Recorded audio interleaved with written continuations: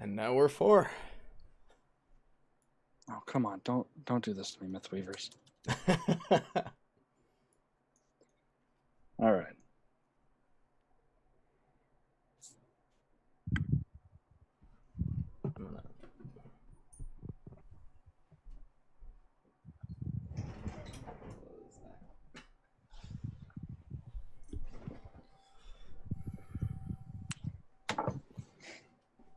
All right.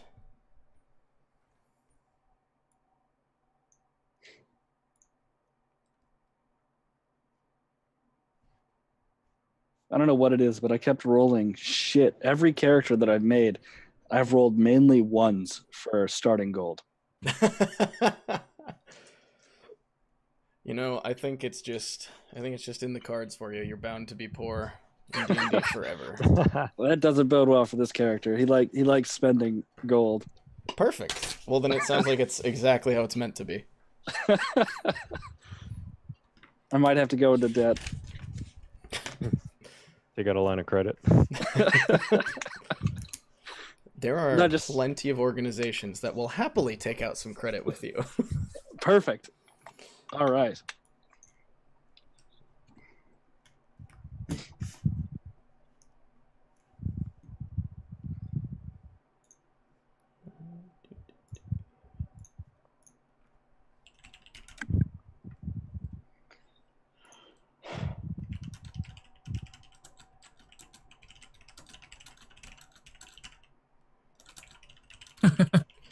You're That's a rainbow. I know I am. Yeah. My camera settings are fantastic. Nathan, what you didn't know was you have to green screen Corey in. Oh, Yeah. I wish you'd given me more notice for this. 1 second. I'll fix it right quick. And there we go. Magic. Hi. Hello.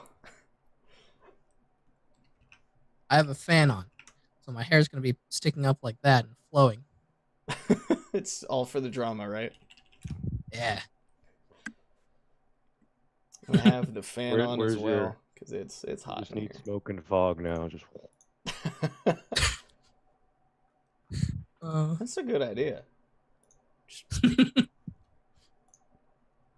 You probably want me to check my mic. Mic check. 1, 2, 3. Hello.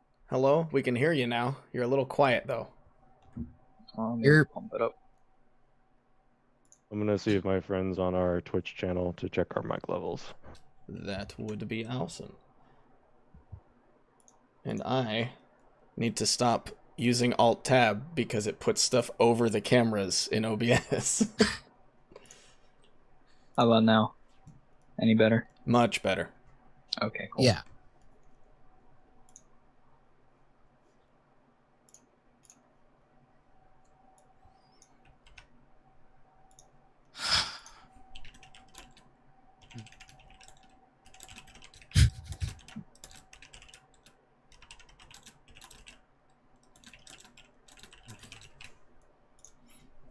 I'm really happy right now.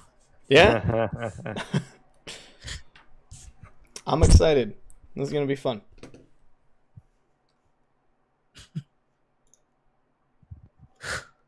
And I got a 3. Did a die roll to see how well I'm doing in this game, and I rolled a 3. So it's going to be a good session. Was that on a D100? That's on a D20. Shit, I should probably do a D100. No, see, that's fine because you're getting your bad rolls out of the way now. Yeah, I just rolled a 5. Get the better rolls. Does See. 6 work? I was rolled a 5 on the first D20. Let's see the second D20. Got a That's 9. 6. That's a 6. I got a 1. Well, we're scaling. So we had 1, Off to a great 5, start. 6, 9. All right. Oh, I should probably do my other D20s. So we're still missing Alakai, and then Kimmy will be here as soon as she gets off work. You're Cool. I should probably not put these on my mouse pad, seeing as I'm going to be using my mouse, but you know. Who needs a mouse? No, Honestly. guess I should go ahead and get in roll 20 real quick. Might help. I mean, that's not like a huge. What's up, toe beans?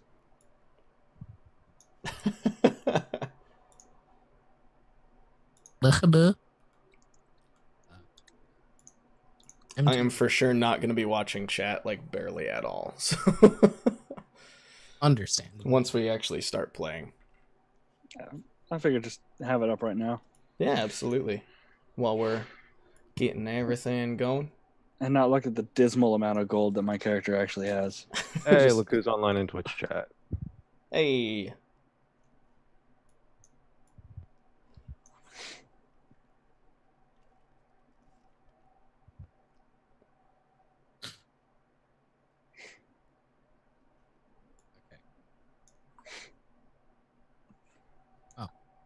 Guys, we're at 10 viewers. Nice. Those are not numbers I want to think about. I am never going to be looking at that.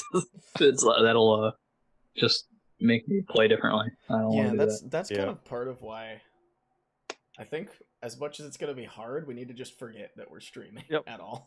Oh, yeah. So I shouldn't mention that we've had 99 total views. Oh, that's fine. I've seen that number. Well, 9 of those were me just getting to the page.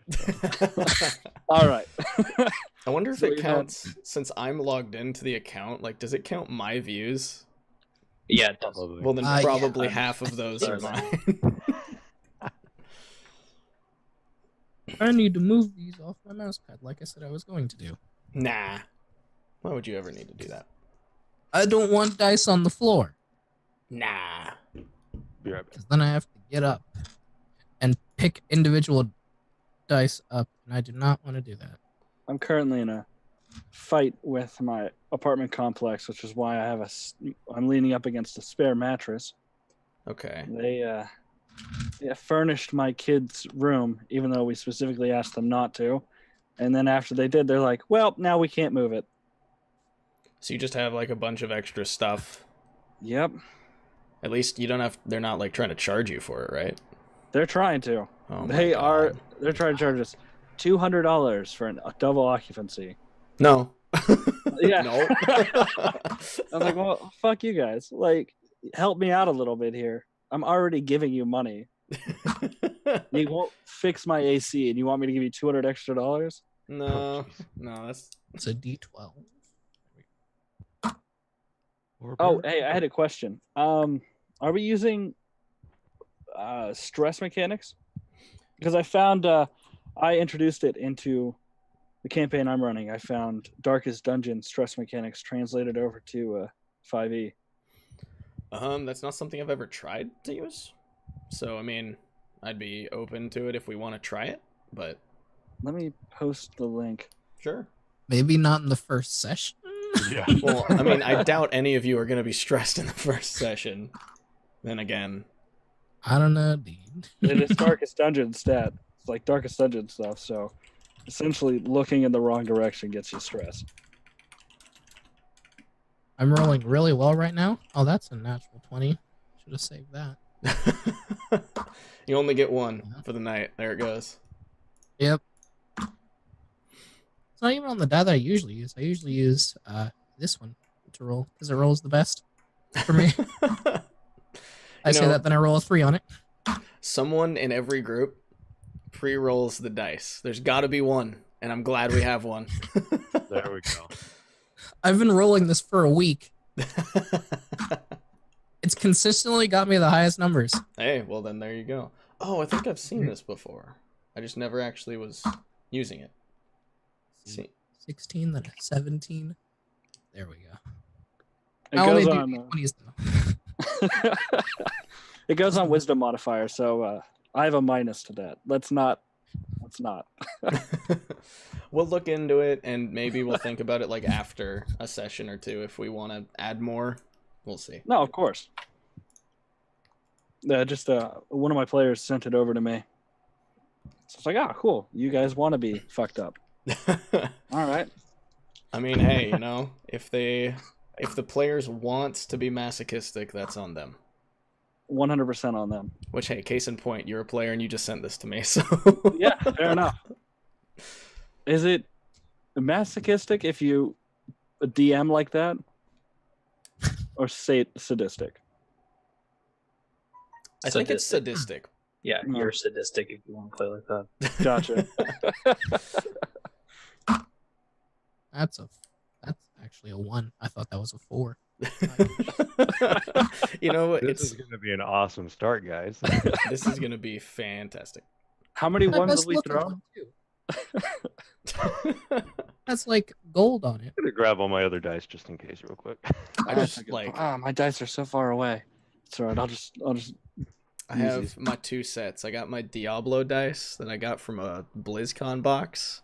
No use. So these are about to be all of the villain rolls until they roll horribly. Until they roll horribly, he says. Yeah.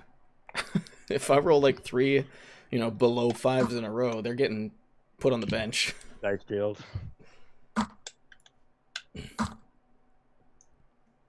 Not using that one either. I remember the first session I ever played. The DM was rolling really bad, so he just picked up his dice and threw them and grabbed another set. Oh, I was like, "Oh, wow, wow." It's kind of like the Rage Quit controller smash, but Yeah. you just Yes. chuck the dice. What? Yep. Am I gonna break? I mean, I've definitely like just thrown a d20, but it was more so just because it was entertaining than because I was mad. For comedic reasons. Exactly. Got to do what you got to do. Oh, God. Did you see Alastro's comment in Twitch chat? Mm-mm. Looking now. Sound. That would be pretty fantastic. Well, that's a nice Hey, there he one. is. Hello. Hey, Hi there. Can you turn your mic up a little bit? I'll try and figure out how. If not, no big deal. Can hear you clearly. It'd just be like, if you could be a little louder, it'd be awesome. And How's this? Still the same? no, that actually sounds good. I don't know if it's just. Yeah, no, sound good. I'm just really We're focused definitely- on pronunciating. Hey, Sorry. if that's what you got to do, it works, right? There you go. I was about to say we're definitely in the right places on Twitch. Nope. For Be the awkward. Yeah, everyone has. Oh, hey, one person actually was in the right place. There's always one. You need Luck of the draw. stop trying to get me to. That's a Ooh, 5. There we go. And then I'm gonna have to do that one more time when we move to the other image. All right. Not to be that guy, but you spelled my character name wrong. Did I? First name. Oh no, I did. I caught myself because I did that like 3 times, and I kept adding the L in later. Oh, I missed one. No, and that's not something I can easily change. Okay, I'm gonna have to make a note. No, Just it's do fine. It's fine for now. Just letting you know. It should be Malcolm with an L right before the M, just for Mhm. everyone else's knowledge. It is there in every other thing, I promise. But There's Mm. always one. that is the thing of the night. Oh shit! Oh, that's 15. Oh. And it frickin' says Tuesday. Yeah. Good old Tuesday, Oh no. first day of the week. My friend says he can hear all of us, so that's awesome. Cool. Sweet. Well, that's exactly what we want. So Let's see. So there's only one thing that I really want to mention before we just start playing, because I think we should just start. Try to be on your best lookout for other people, just because it's very easy to talk over everybody, and you can't really kind of put a lot of body gesture and things into trying to say I want to talk. So just kind of do your best to watch the other cameras and see if people are trying to speak, but they're having a hard time. Just something to watch for. Okay. Otherwise, unless anyone has any questions or last things they want to say. No? All right. I think we're good. Now we good? Then we begin our story. The year is 1287 PD. The tyranny of the Cinder King and the incursion of Vecna have long faded into memory. Over the centuries, the Council of Tal'Dorei has sought the best for its people, but conflict has never left their ranks. The elves of Singorn, closed off to the world before the coming of the Chroma Conclave, have retreated even farther from the mortal races, their prejudice steeper than ever. The houses of Craghammer have weathered time much like the mountains they call home, unflinching and unchanging, their tireless, greed-driven city honed by the five houses like a blade upon a whetstone. In Westrun, the citizens chafe under the aged rule of the Margrave, and they look to the Clasp for answers. All across Tal'Dorei are peoples who seek freedom and safety. In many places, whispers of uprising and revolution are beginning, but the dangers within their own walls are far from the most worrying. Far to the south in the Stormpoint Mountains, the Iron Authority stirs its war machine. Ever eager for conflict, the Iron Emperor readies his armies. In the Stormcrest Mountains, the warring clans have spilled over into nearby settlements, causing all manner of strife and ruin.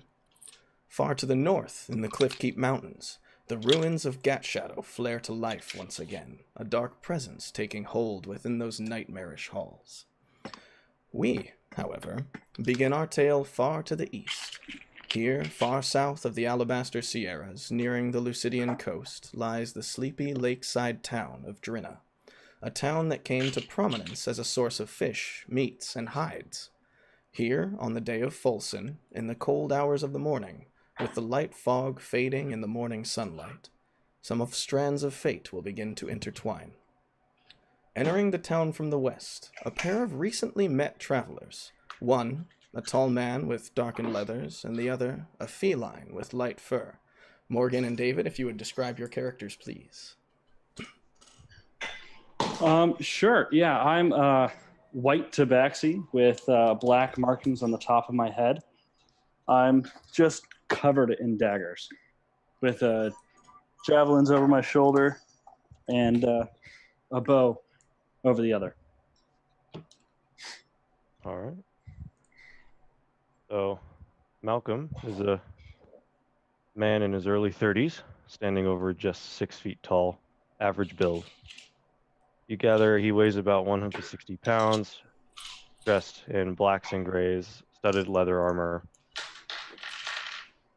He also has a long-sleeved brown-black travel cloak wrapped around his body with a hat, fairly wide brim, almost a fedora-styled cowboy hat, if you must imagine something like that.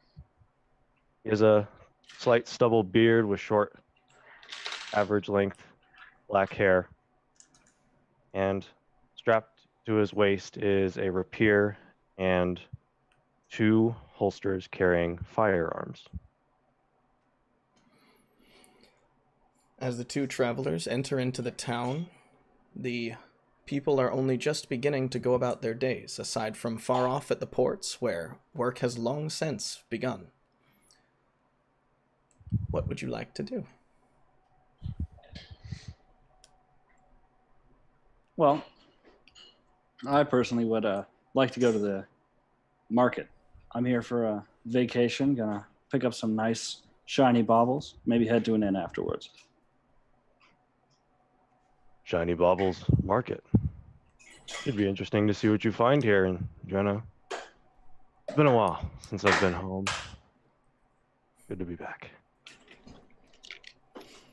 You make your way over to the market, and along the way, you start to see what is a town of roughly 2,000 people, maybe a little more. Houses are worn down by the sea air, spread apart, jammed together in some places where the room is sparse for buildings, especially on solid ground. As you enter into the market, a small district just outside the wharf where many peddlers have set up shop, goods come in and are quickly offloaded and placed for sale, you come across a tall, blue dragonborn standing there debating with a merchant over the price of some books. He turns around after what seems to be a small argument before running into the two of you. Argument. Oops, sorry, hit the wrong button. Corey, if you would describe your character, please. Well, Merrick is a tall but fairly thin dragonborn, standing at roughly about 7'4", I think, somewhere around there. He is dark blue, similar to that of a night sky. And his eyes are sort of like a frost blue, kind of like White Walkers from Game of Thrones. Envision that. And he has a scar over his left eye, though his eye's fine. And a few missing scales. He walks with a staff that looks like he basically just cut off of a fairly thick tree. And the robes he wears, not really much of a robe, just a cloak and fairly upper class, I guess, garb.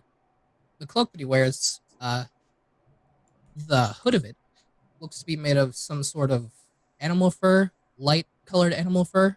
Am I cutting in and out? Once in a while, but you're okay. Okay. He he looks rather neat. The horns on his head, they have a gradient to them, starting very dark at the base and going to the tip to a drastically lighter color than the night sky. And around his waist, he carries a belt that looks to have holsters to it, though not for any daggers or anything. He actually has a book in one, and the rest seem to be similar shaped to that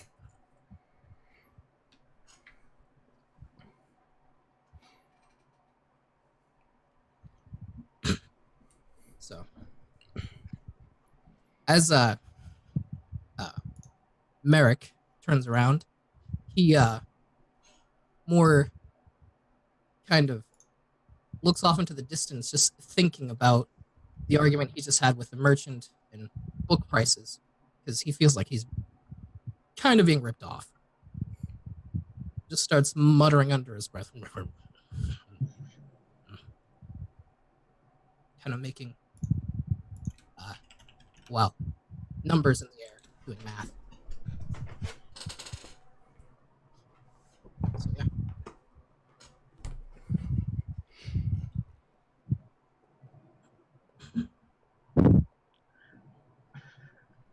Are you all right? Oh, you're good. I'm fine. Merchant's here. Yeah, they can be a tad tricky sometimes. All I wanted was a book. Maybe a couple. But the price, far too high. Well, what were they going to charge you? Yeah. They were actually asking for some of the books you were looking for, around 10 gold per book. Well, around 10 gold. I've found books. Just empty books, blank pages. That is a bit high for some books. Blank And they were book. just empty? Nothing inside of them? No.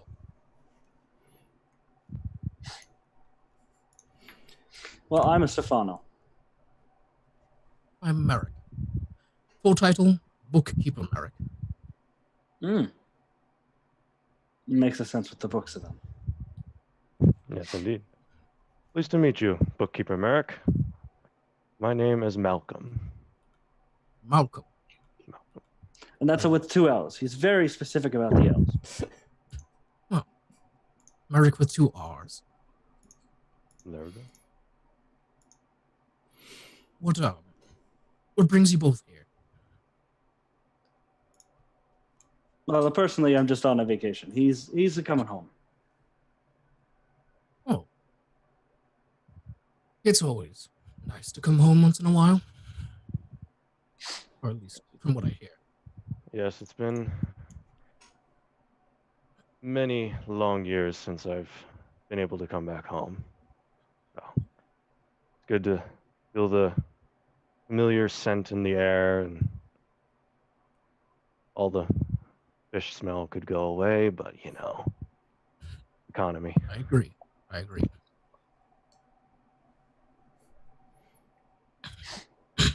Well, you two, I'm kind of new here. You said it's your home. Could you, It is. I don't know much to do outside of my hometown, so I kind of need a guide. We can help you around for 2 gold a day.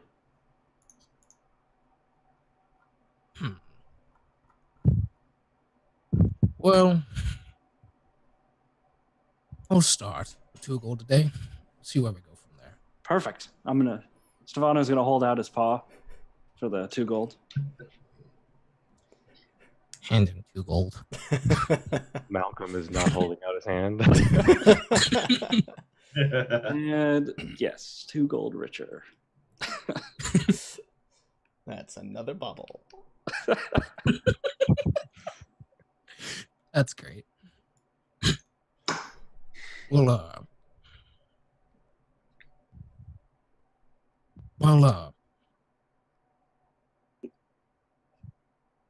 you said you're more of a vacation, correct? That's correct. Vacation from what? If you don't mind my asking. I travel around big cities, taking care of rats and stuff. Well, doesn't sound like that pays too well. Oh, well, you should see the size of the rats that I take care of. I'm very good at my job. I'm very highly recommended. And you, sir, Malcolm, Yes. what do you do? Well, mostly just adventuring around and doing some hunting, actually. I just recently am returning from the Alabaster Sierras up north. Very nice up there. And from there, it's cold. It is a little cold, but nothing a little preparation can't take care of. I agree. Well, I suppose continue with what you were doing. I'll just follow behind. Right, well, I believe you, pointing at the tabaxi, we're looking for some trinkets. That's correct. Nothing too fancy. Just something a little nice, like a memory of this place. So I'm gonna go to a tourist trap, like a tourist shop. The closest thing you can find to a tourist shop is farther towards the docks. There is what's more like a general store, kind of a just catch-all kind of shop. And as you start browsing some of the shelves and looking across all the little things from jars full of possibly questionable items to some of the fresh fish that were caught during the day, everything from fish supplies, stuff to put in your house, you start to catch, occasional little things, catch a little glint in your eye, a little bit of a shiny piece of metal, the kind of things that stand out on the shelf more than the others. And as you start kind of looking around the shop a bit, you see this small gnomish man who pokes his head up over the counter after you brush into a few glass vials and they ding off each other. Oh, I'm sorry. I did not realize you were here. What can I do for you? I'm looking for something nice, something that's going to help me remember Drynna. Wonderful, wonderful. Okay, now let's see. I can't say I have a lot of nice things, but I have some. Let's see what we can find. And he kind of goes around and he pulls out a little stool and he starts taking you around the store and pulling a few things off the shelves. And Now this, he picks up a small little round piece of metal. is a coin that was dredged up from the sea below in Morin Lake, just to the north. I'm not actually sure it's from here in Tal'Dorei, but, I'm thinking it might be Wildmount? Haven't been there myself, I'm not sure. Sets it back on the shelf and keeps walking. Picks up another small piece of metal. This time it's a bit more substantial, got a little weight to it. Now, to be honest, I'm not sure what this is. Kind of looks like a bowl, but, sat here in the shop for a while. If it catches your eye, it might be something you're interested in. And he hands it to you, and it's just a ball of kind of rough metal, cold to the touch, couple pounds. Doesn't really seem very significant, but I mean, I could show you everything, but is there something you're looking for? I wasn't looking for something a little more arty, but how much is this? the bowl? Yes. I'd say, how's 3 silver sound? I'm going to look at it. I'm going to throw an insight check to see if I can pick up anything unusual about it at all. That's going to be a 12. A 12?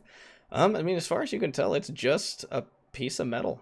There's probably someone sanded it down, or someone thought it was interesting or tried to make something out of it and just didn't really succeed very well. Can I tell what material it's made out of? It looks to be some kind of rough iron or an iron like blend. So you're telling me that I should be paying 3 silver for what looks like a failed art project. How about I'm going to throw a persuasion check here. 1 silver. That is going to be a total of 17. How's about we meet in the middle and we go 2? All right. I'm going to hand him 2 silver. Well, much obliged, good sir. Please do come back and bring your friends. And he walks off behind the counter with the 2 silver and I have odd iron ball. You have an odd iron ball. Perfect. All right. Well, I'm all set. Where do you guys want to go?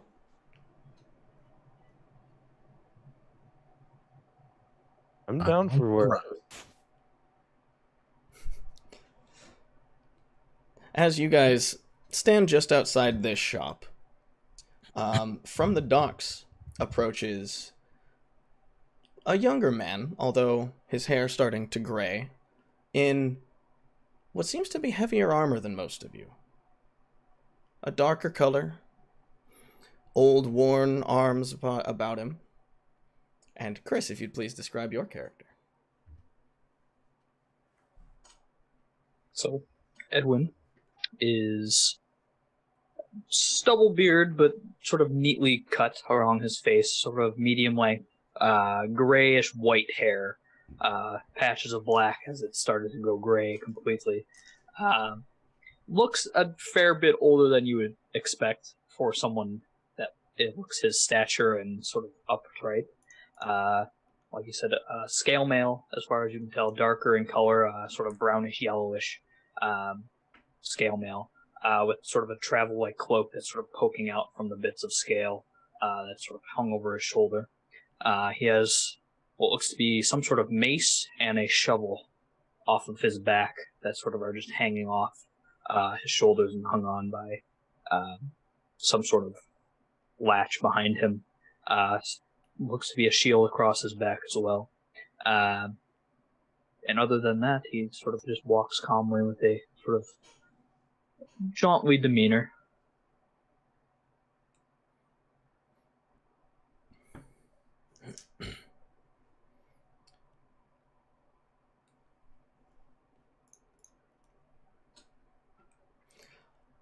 Well, hello there, stranger.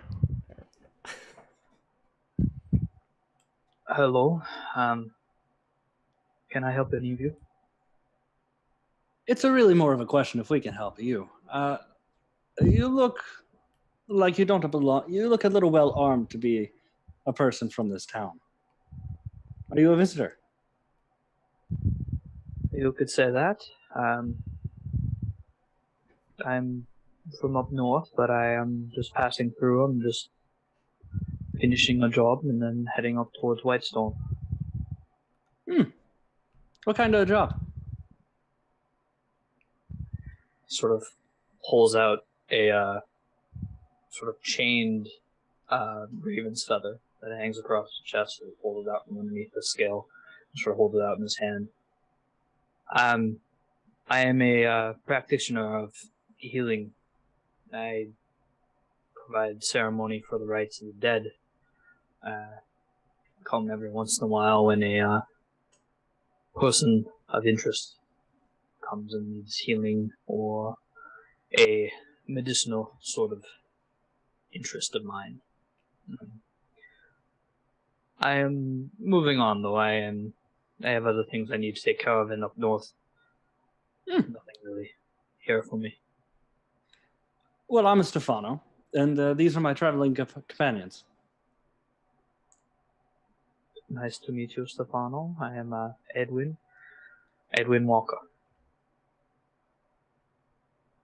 Well, while you're in this town, we could help you out. It's just a small fee of 2 gold to get to know all the ins and outs of this town. I am sorry, my friend. I don't quite need your help. I've been through Drynna a few times now. Stefano looks a little disappointed.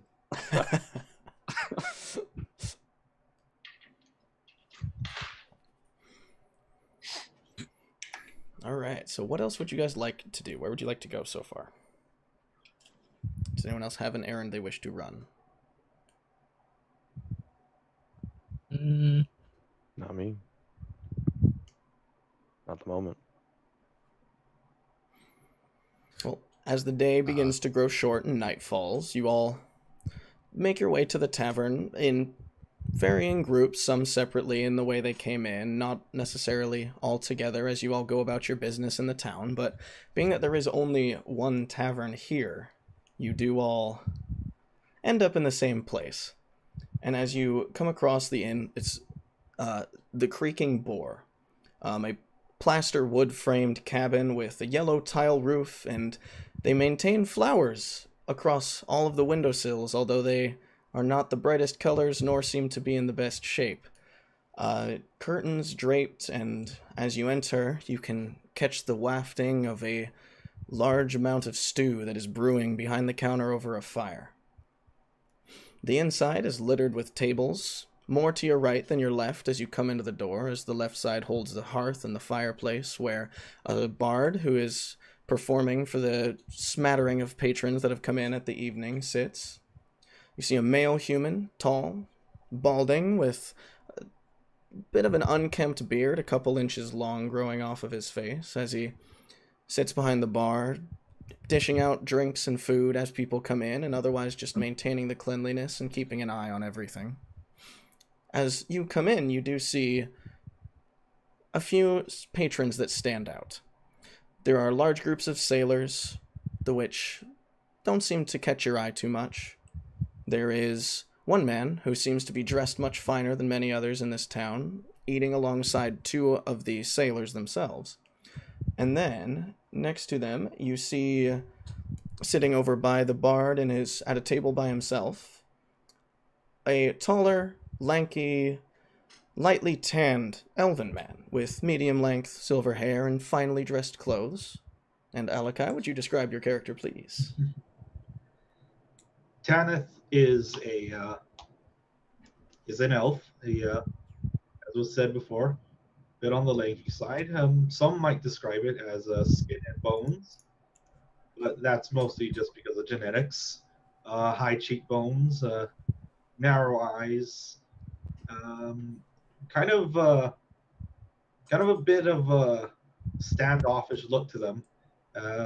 They are wearing a all red ensemble that at first glance looks like noblemen's clothes, but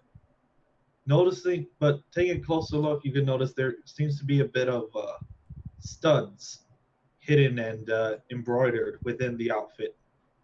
This being armor of some sort. On the table across from him is a rapier, which he is just set there as he dines alone.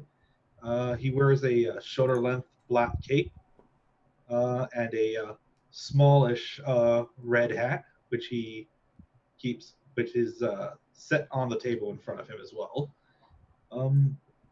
Noticing his bright silver eyes, he seems to be almost transfixed on your group as they've entered. It's actually kind of a bit creepy. He's just been staring. He's not really blinking or anything as he just like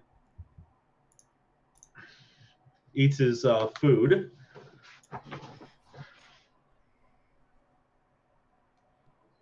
He almost looks like a nobleman of sorts, though of what place nobody could probably really place. And yeah, he's more or less just silently staring at you guys by himself.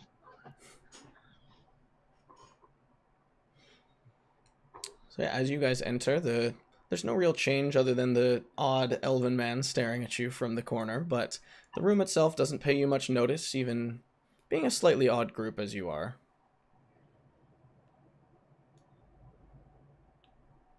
Well, I'm immediately going to head over to the guy who's staring at us. Very friendly, it seems. Hello there, my friend. You look a little rich for this town. What brings you here? He's as you approach him, he kind of just like scoots a little bit back in his seat, watching you. Just like for the first time, he just kind of just blinks for a moment. He's just like, to travel. Well, I'm going to slide in the seat across from him. If you're traveling, you're going to need a companion. And, well, you look very rich and like a nobleman. And yes, you have a weapon, but, well, there are bandits on these roads. And the nobleman could always use a protection. My group, my compatriots and I, we are very skilled at fending off bandits. For 15 gold, we could be your bodyguards. He looks like he's like listening to you as he nods, and then he sets down his bowl, and he kind of just like raises his arm and reaches out. At first, looking like he's going to shake, but he just keeps like going and going until his hand just like touches the side of your face. Just like starts feeling like your fur. Please, no touching. Oh, It's a little uncomfortable. Sorry. It's just, what are you? I'm a person who can help protect you against bandits, although not if you keep a touching me. Bandits. Those are. He's gonna go and reach down for a book that he has at his waist. Just starts going through it. Bandits.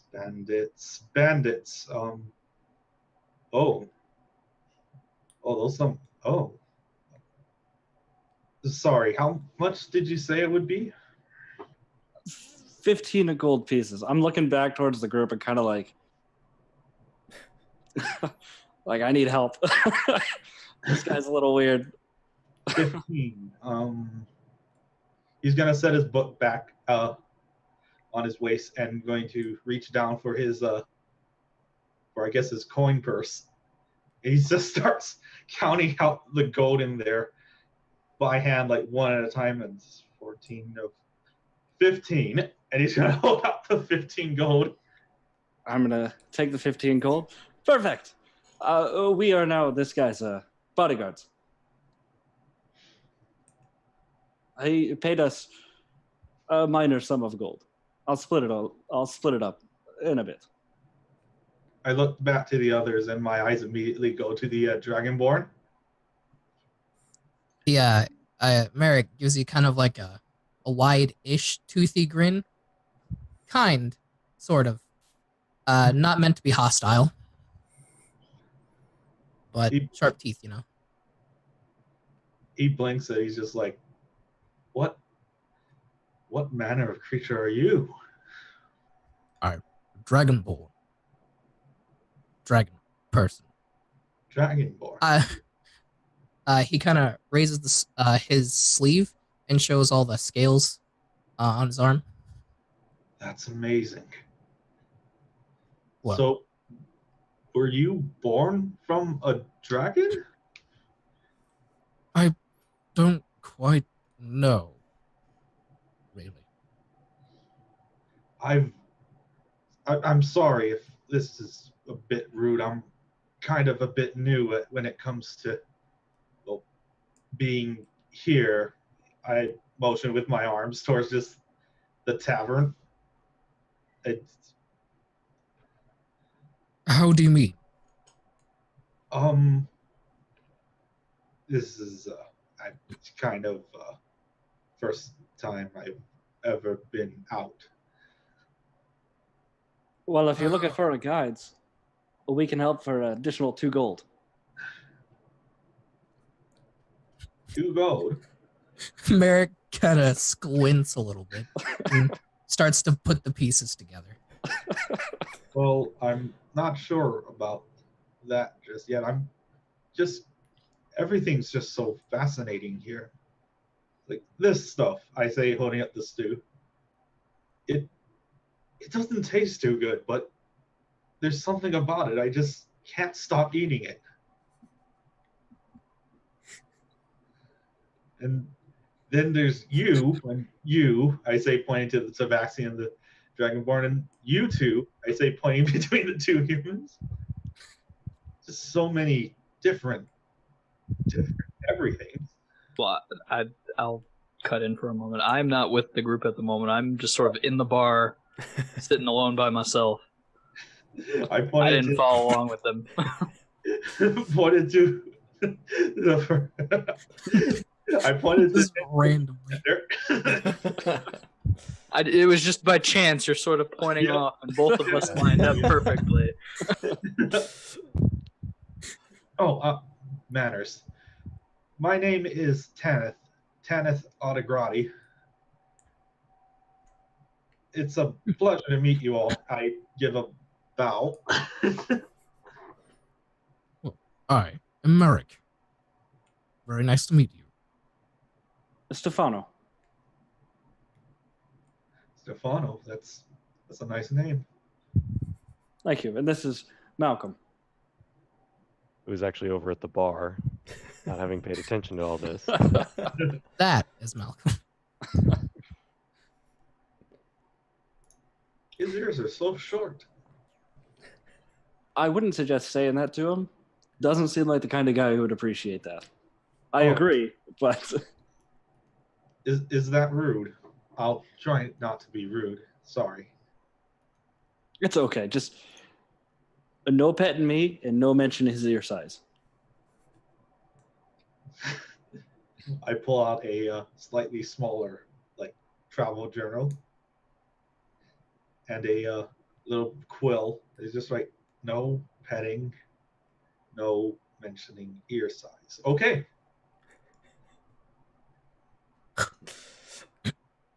A question for you, DM. Would I know the name of the bartender already, having been raised here? Yeah, you would definitely know. His name is Jordan Burke. By this point, he's probably early 50s. Just to give context of what I'm doing in the corner, I have a meal and a beer in front of me, and I am just sort of grown bored with the music in the area. I'm taking out a small piece of wood, and I'm just sort of carving into it at the moment. All right. While the backseat dragonborn and the elf were all talking and making side deals, apparently, I would have gone up to Jordan and been like, "Hello, Jordan. How have you been?" Oh, evening, Malcolm. It's been quite some time. It has indeed, old friend. Things have been the same as ever around here. Um, Have you been? You look like you could eat more. Yeah, I've been out in the wilderness for a while, so it's been a little fun that way. Would it be possible to get some food for myself and my acquaintances over there? Of course. I mean, can't say I can't. I'm still gonna have to charge you, same as ever. Yeah. But of course, I can round you up some food. Yeah, All right. I take it just meals and ale round for everybody. Yeah, sure. Meals and ale sounds good. You just want them here. You're at a table. I'll be back to pick them up. I'll go let them know it's on the way. But how much do I owe you for that? For that, just toss me we'll say a gold for everything, and we'll call it even. All right, gold. Here you go. I hand him a gold. We'll have those out in just a moment. Turns around and heads back into the little kind of kitchen alcove they have into the back of the bar. And then I would head over to, the two that I know, Stefano and Merrick. Mm-hmm. Go. Hello there, Malcolm. We are going to be bodyguards for our friend here. Oh, really? Bodyguards? That's all right. It's Sure. nice to meet you. I say, giving a bot to him too. I kind of nod my head a bit. Don't believe I've caught your name?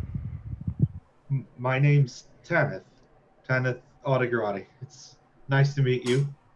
Nice to meet you as well. He bows again. Well, I just wanted to let you know that Jordan has been kind enough to prepare us meals and ale for the evening today for everyone here. Ale. Yes. You'll love it. It's a drink. Oh. Oh, okay. And then Malcolm looks over towards Edwin and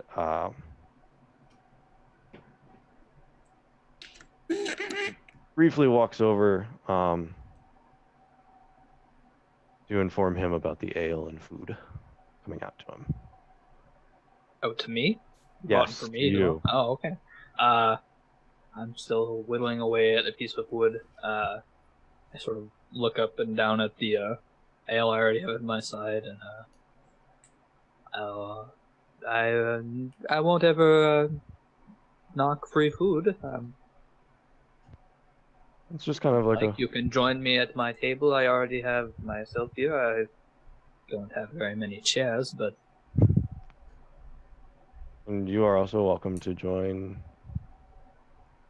us and me and the acquaintances over there if you'd like. It looks like they have a few more chairs than this table, if you want. I'll once I finish my ale here, I'll come over. I've grown bored of loneliness. Sounds good. Meal will be out in just a few minutes. So gives Then a he heads nod back. and heads back to his wood. And a few minutes later, Jordan kind of slams a hand down into the bar a few times and waves over, get your attention, as he puts some trays and ale out on the counter. I'll go and get it and bring it to everyone. You've all served up a nice meal of adequate stew and not quite stale bread with some ale that is definitely meant to last more than it is to be quality. But it satisfies hunger, it satisfies your thirst. You certainly feel better having eaten than before after your days of travel. So this stuff is ale, I say, holding up the cup with ale in it. Yes. Down the hatch, I suppose. And Tanith is going to take a sip of it, and then he's just going to immediately be like, set the cup down and push it as far away from him as possible. I'm going to take the cup. That's a flavor. That is the flavor.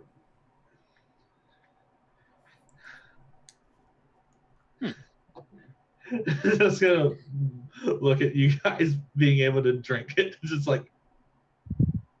looks utterly confused. Especially for here, it's an acquired taste, definitely, to most other ale. Well, it's a lot better than pond water, I can tell you that. It's been a while since we had non-rations. Oh, I didn't know that part. Would you, I say, like, gesturing towards the ale to offer it to the both of them? Oh, as soon as you pushed it away, I kind of... Help yourself. I'm going to go back to eating the adequate stew. Trying to get the flavor out of his mouth. It mostly works. It still lingers a little bit because there's not a lot of flavor in the stew. Ale really sticks with you, doesn't it? Especially when you drink it too much. Say at about this point, I would have gotten up after finishing one of my ales and come over towards their table. Just sort of slid a chair over from behind them. Sort of bowed my head a bit before taking a seat. Sort of slide a bit of stew over towards my way. Thank you. I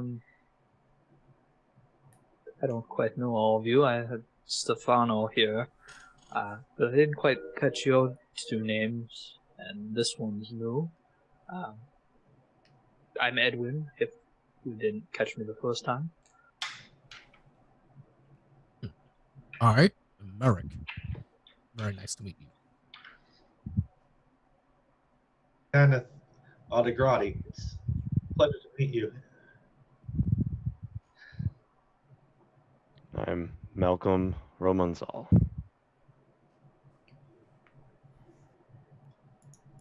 You're quite the colorful troop.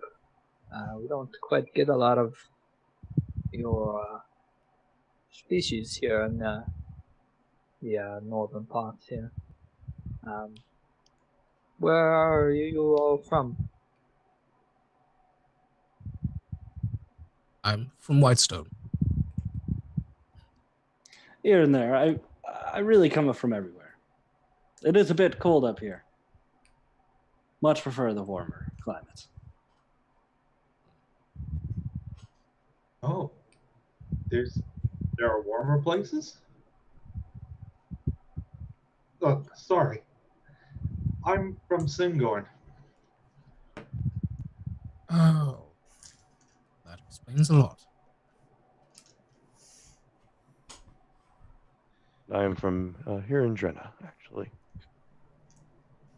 Well, that explains a lot. I'm from not too far outside of Drynna here. I'm the only one who sort of fits the motif here. You said Whitestone. I am planning to head there soon. If you would like to show me around, that'd be very helpful. Well, I'm kind of on a journey myself. I've never really been outside of Whitestone. I left fairly recently, within the past couple of weeks. I suppose we could go back if everyone's up for it. But it would be kind of I don't know. I don't quite need a whole lot of time there. There's just a there's a shrine now that I wish to seek. It was told to me some time ago, and I wish to see it for myself.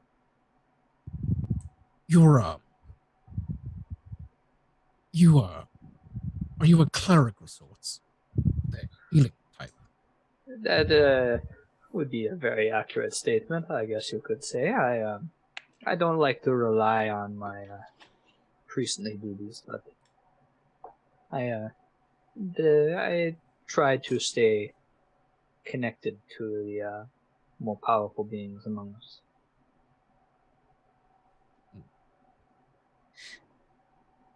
All right. Well, what around what season is it currently? At this point, it is ending fall, moving into winter. Okay, so it is cold. It is cold. It is cold. Just making sure. Yes. It's like in the middle of the summer. It's so cold here. Damn, this cold. Wearing I a said fur hot. cloak in the summer. And When now I you said know hot, what it's I'm at like to 120 be a degrees Fahrenheit.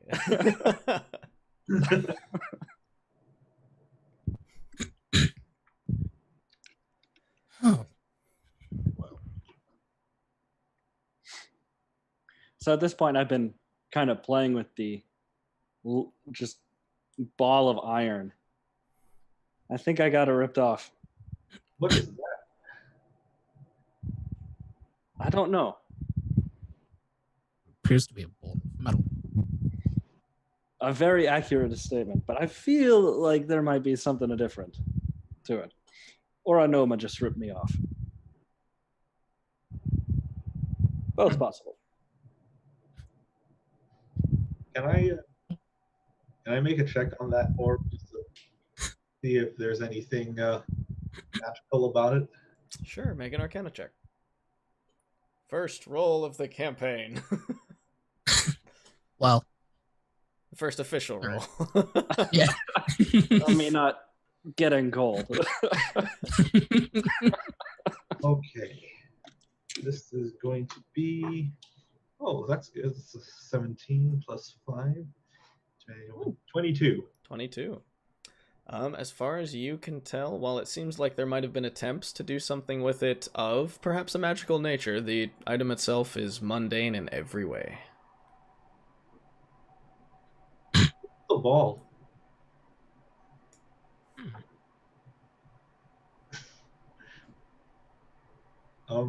It feels like maybe someone tried to make it magic.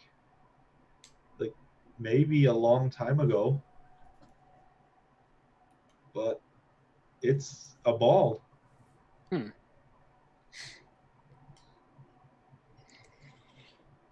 Well, I'll figure out a purpose for it. I'll put it away. It's really shiny though. That is.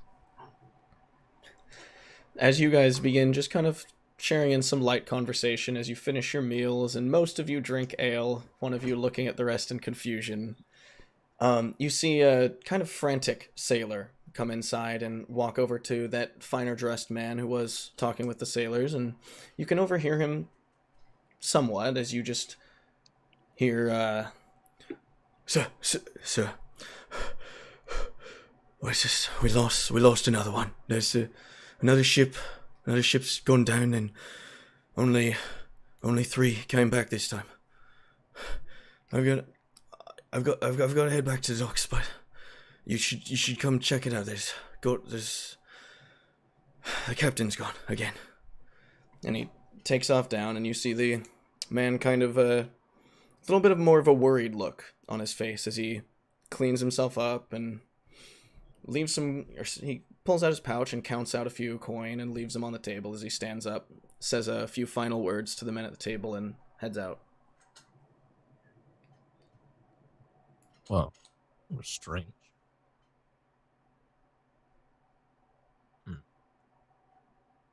Just gonna look to our two resident locals. Is that normal? Ships going missing? Would I remember ships going missing very often? Probably not. Definitely, like it's definitely not something that's happened commonly over the years. Recently you have heard a few. This isn't the first time. Just recently, there's been a few ships that have gone missing over the lake. It doesn't happen very often, though. It's not a normal occurrence. Then it could be bandits. If they're raiding ships, there's good money in stopping bandits. It could be a lot of things, my friend. Bandits, maybe, but the lake here is very teeming with lots of different types of fauna, and could be any number of things.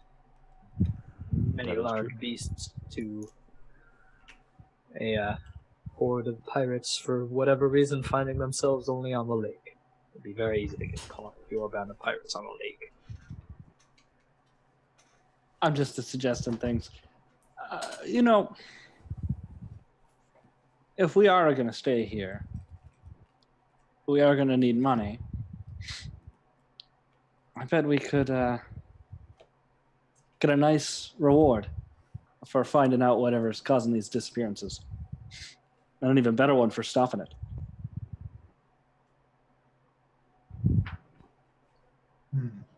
I take it pirates and bandits are pretty closely related. One's on land, the other's on a water. Ah.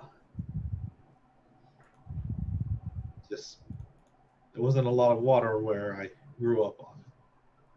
It's nice. It's nice to look at. It's not so nice to smell, though. Well, that's mainly from the fishing hatcheries that are in here. Oh. Learn something new every day. Very true. Well, if we are going to help, just as a note, I've never really fought anything. Never had to. You're kind of cutting out a little bit. Sorry. It's probably because I'm not talking loud enough. Basically, what I just said was, if we are going to help, I've never fought anything. Never really had to. Well, we can make sure you're safe for a little bit of an added fee. I'd be willing to attend to any wounds you may sustain for no charge. I wasn't saying that I wasn't confident. I was just saying I was inexperienced. You've never fought anything either? No. I stick to books. I'm learning. My parents taught me how to fight when I was relatively young, mostly between my studies. It was fun, actually. They said I had a knack for the blade. Well, They gesturing to the rapier they have at my side. No. Training dummies and duels between friends can be fun. It's not any fun outside. It was mostly sprites. Well, whatever it was, it's not as fun as you may think it is. Either way, If you're willing to help me, sort of looking at the bluish dragonborn, I'd be willing to go along with your group and do this task. You can even save the gold for yourself. I don't quite need it at the moment. Well, this issue seemed urgent, so Brown, what time of day was it?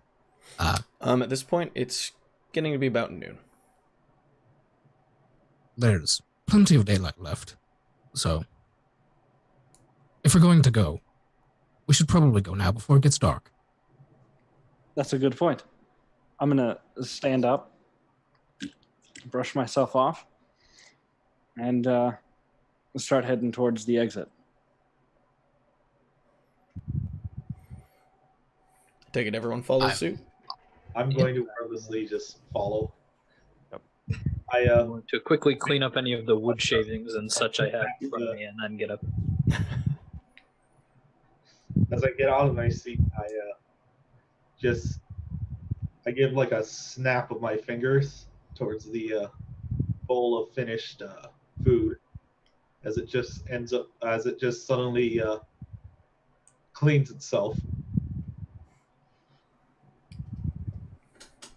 before putting back the chair and then adjusting it just ever so slightly so it's more centered with the table, and then following along.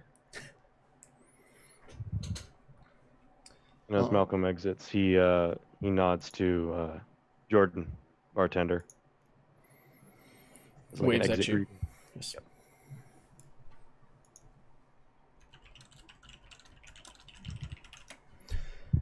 As you guys exit, you see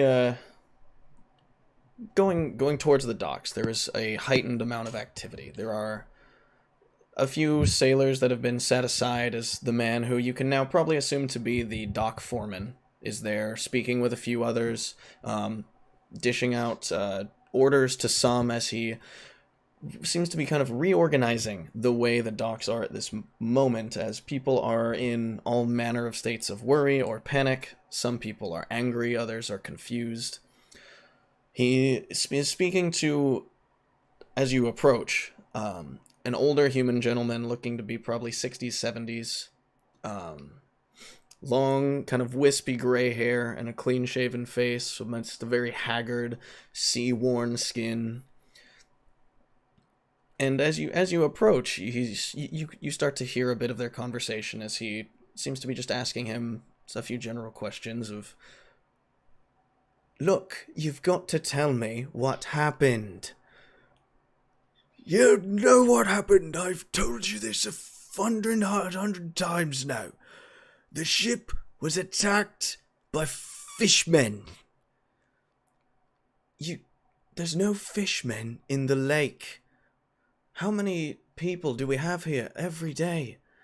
There's got to be another explanation. "There's another explanation, and it's fishmen. I've been telling you this."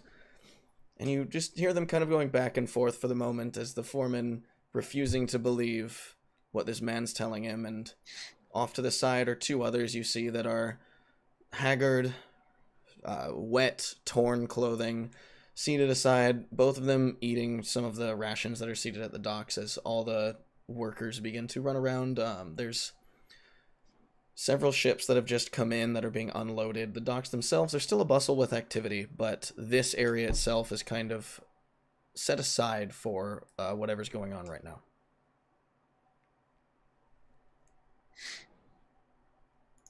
I'm gonna look at the group. Do you mean? And then I'm gonna look back at the two people arguing. Do you mean like mermaids, men made out of fish? Elaborate. What do you mean by fish people? They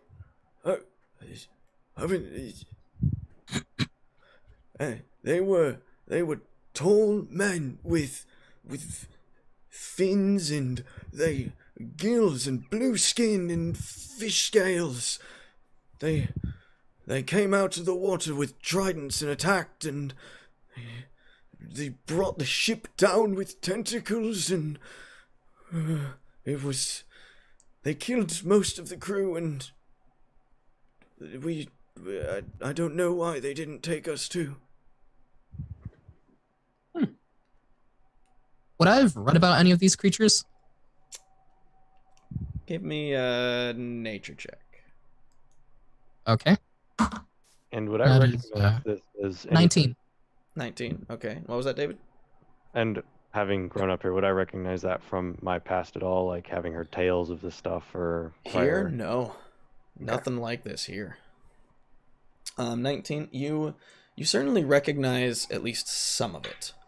There's quite a few different aquatic humanoid things that you have read about. There are merfolk, Sahuagin, several others, and all of them relatively nasty and willing to attack, but most of them not with the capability to sink ships.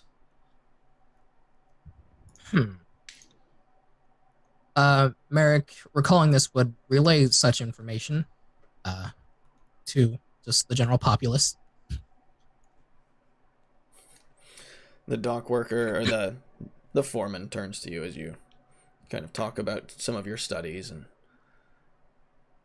you really think that there's gonna be fishmen, or merfolk, Sahuagin, whatever you want to call it, in the lake? You think in this lake of fish and nothing else, no important structures, there's gonna be something like that? There have been weirder. Well, I suppose I can't deny that, but still, there's nothing to suggest that we're under attack by fishmen. Why haven't they come ashore? Why haven't they done anything except we've lost a few ships over the past months? Oh, what were the ships carrying? Most of them were just fishing trawlers. We had one trade ship, but it was smaller and it probably could have been confused as one. Well, not saying it was a fish people, but they could be seeing the if it is, they could be seeing the fishing vessels as a threat. I don't really see what's threatening about a fishing vessel, but You're not a fish. all right, point taken. And it's got his hat on and he's buttoned up his cape, so that's now the collar now covers like half of his face, and just standing there with the others, just I guess approaches is like, you should consider listening to your elders. They might know some things that might slip by. And then I look to the old man. These fishmen, did they say anything? Not, You didn't understand them. not. They didn't speak in a tongue I could understand, sir. Did it look like they had planned out this sort of attack, or did it seem more like random chance? I can't say it was anything more than chance. The ship was just going about our daily trawls, and eventually we just came upon. Well, we were stopped to reel in some of the nets and check what our catch has been, and then, well, when we pulled the net up, they came up with it. They climbed onto the side of the ship and started butchering. You know what? Sure. This Sorry. Go ahead. Oh, that was great. Go ahead. Oh, I was just gonna say that sounds terrifying. You should take it easy. I say, putting a bit of a shaking hand on his shoulder, awkwardly patting it. Well, if there's one thing I'm good at, it's pest control. And well, I think these people would be willing to help you out. Now, we charge a very modest fee for the removal of such pests. How many would you say there were? At least the ones that attacked our ship, there had to be at least 5, 6, maybe. 5 into 6. All right, and you said the tentacles. Well, those came from beneath the water, sir. Right. How big were the tentacles? They had to be at least at least 10 feet long, but 10 feet long. And how many were there? Tentacles. uh, there were, I think, at least 3 that attacked our ship. Sorry. Okay, so for going underwater, for going after 5 or 6 of these fishy people, and the tentacles, that's going to be about. I'm gonna look back. That's going to be about 35 of gold.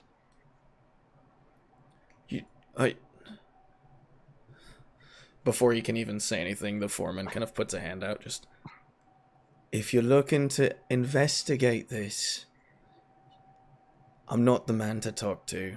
I'm not going to pay you. Go talk to the lodge. They make the decisions here. You can find them in a large building by the town square. They'll set you straight. All right, and let's go over there. Let's find someone who can pay us. give me 1 second. Hey, give me. What's up, guys? Hey, Get this so everyone is where they should be. Should really sign in to roll 20. You may not need it today, but yeah.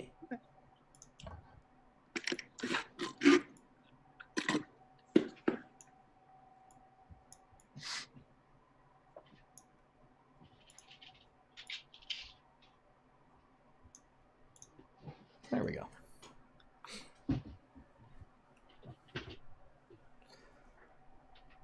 All right.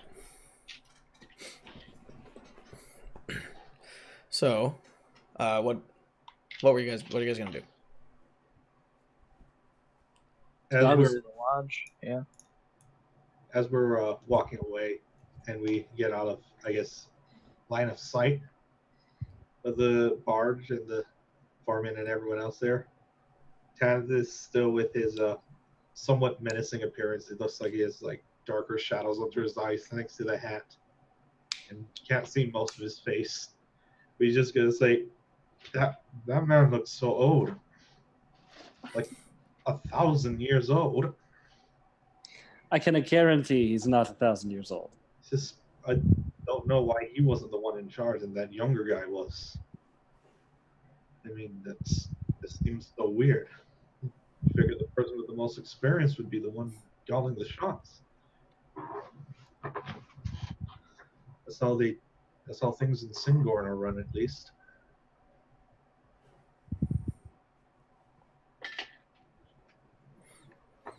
I'm just sort of chit-chatting as I nervously walk along with the others, just kind of a bit jittery of the water. Well, sometimes the younger ones are more accustomed to the way businesses are run and such. In the meantime, does 35 of gold sound a little bit cheap? It sounds a little bit cheap to me. I'm assuming it's just because you guys are so good. I mean, you charged 15 gold to protect from bandits. I'm sure you guys are worth every bit of it.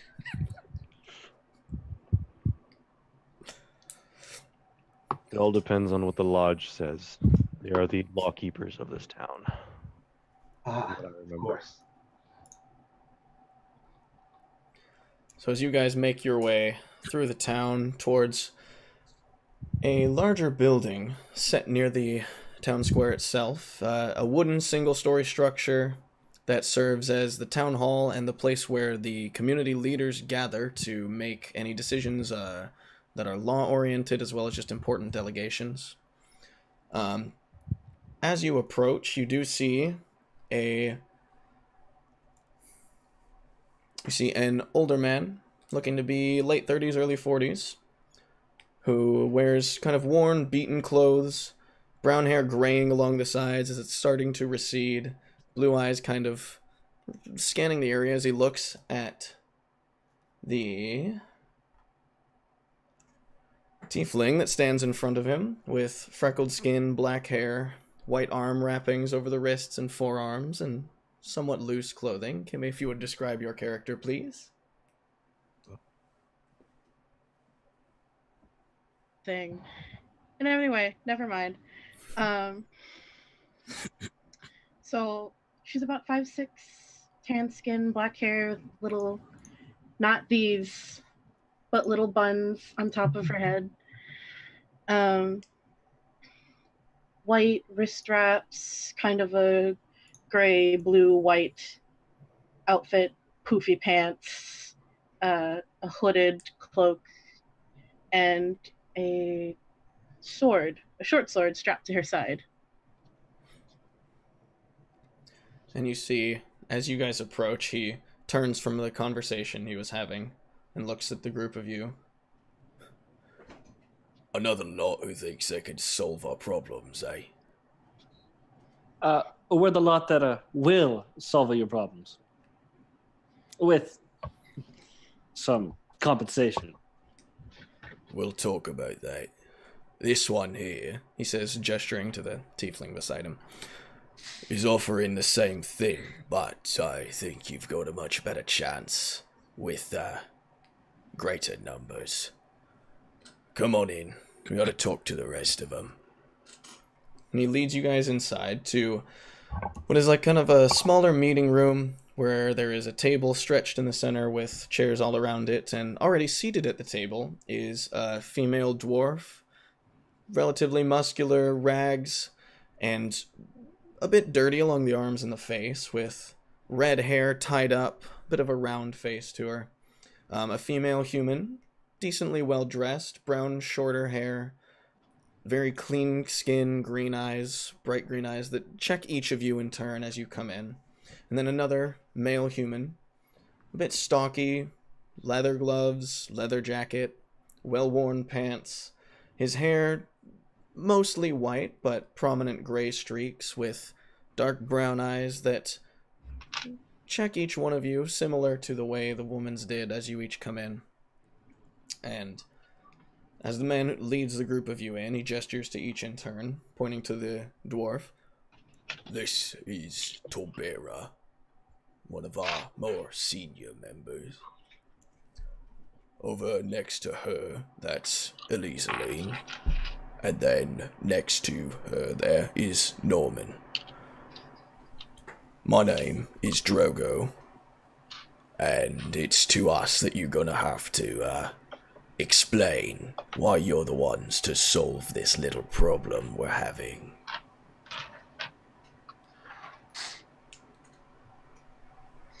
I give a silent bow before this council of very powerful people.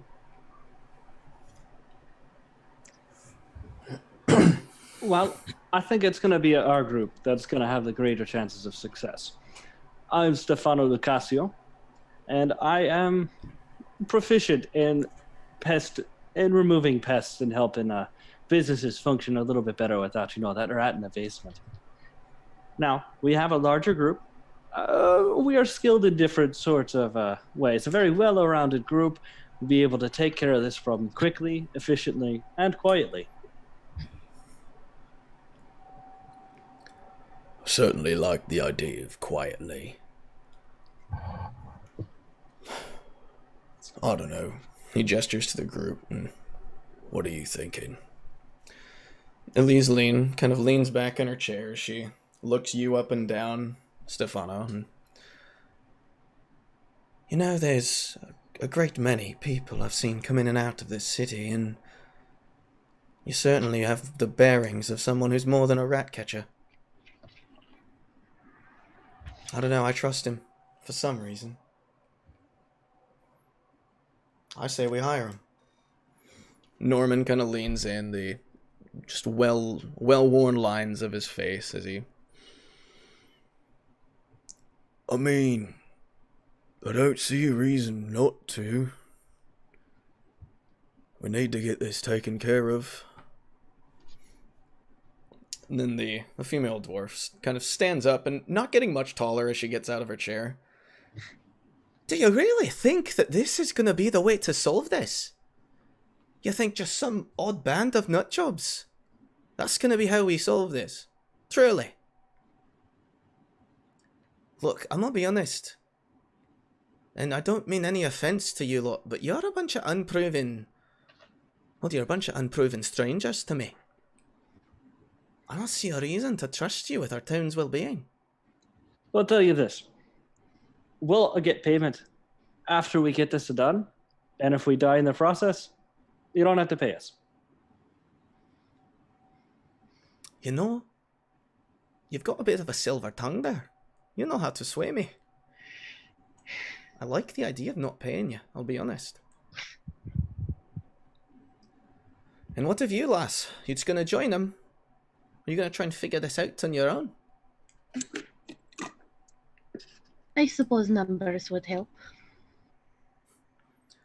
Have you ever considered that maybe when they attack, you might have drug one of them up with the nets?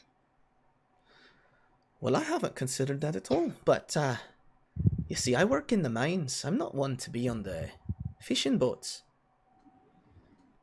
That'd be a question for Norman.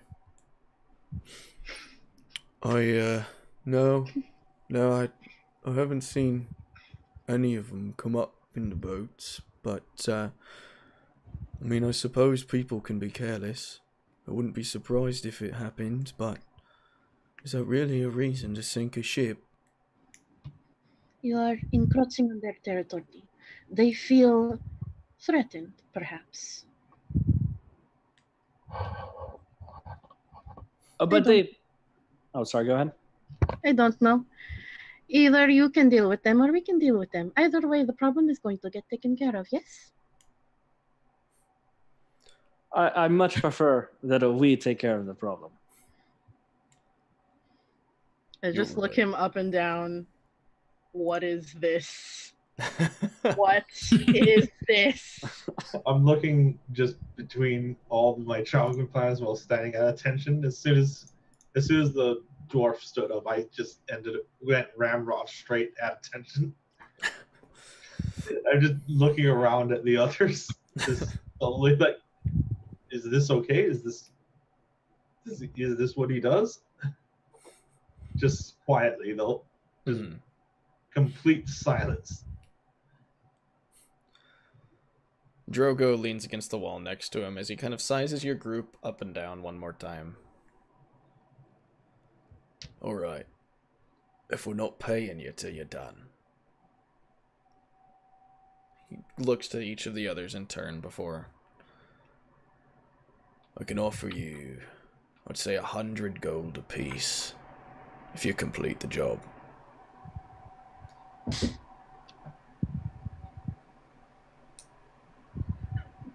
I'm going to take a look at each of the people in charge. I'm going to throw an insight check to see whether I can get any more money out of them.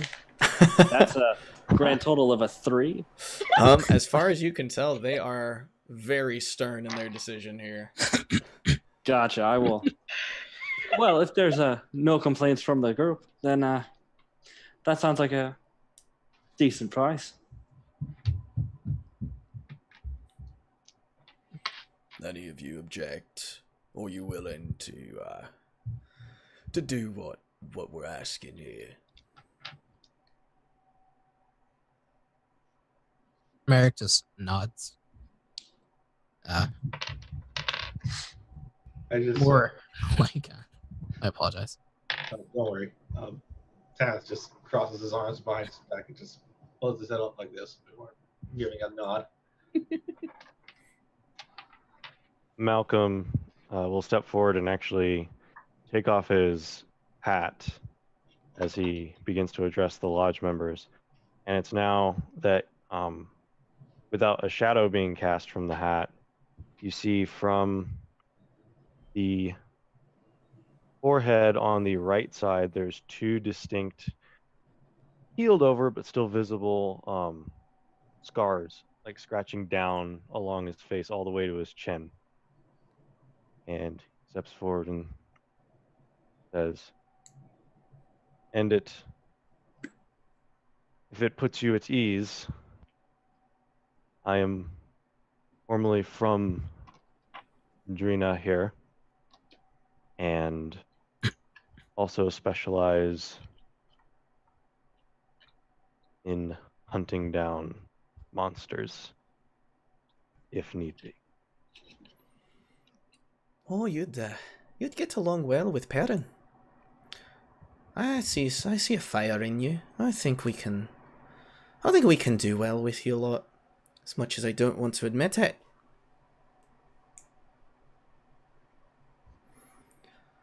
Well, if there's no disagreements then, off with you. You've got work to do.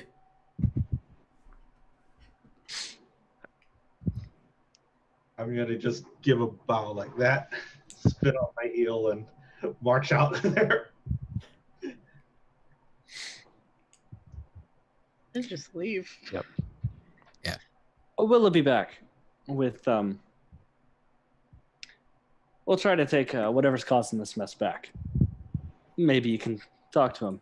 Maybe not. All depends. And he walks out.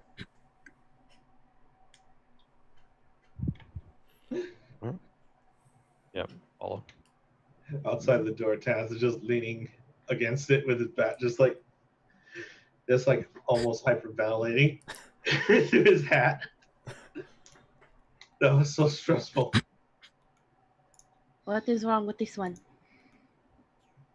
Well, he's not from around here. Obviously, he's kind of weird. Yeah, the whole getup is a little bit strange. Sure. Hello, just say that to her as I give a bow on my head. Oh God. Tana thought I was on the grotty. Pleasure to meet you. I tuck my hands under my arms. Sireya Holomoon. Are you a satyr? I say, when gesturing towards the horns. I apologize. He's Did he call me a satyr? He did. Yes. You can't see it, by the way. Sorry. Horns are covered. I look like a human. Ah.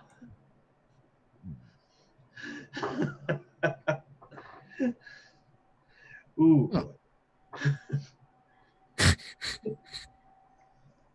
Go ahead and do that. she doesn't have a goat legs. She's not a satyr. I'm barefoot. Just so you know. I am barefoot. You can Where are see. your shoes? Sometimes I don't want to wear shoes. Why are you wearing shoes? I found they gave me these. I say, just looking down to my boots. I feel like I've insulted a child.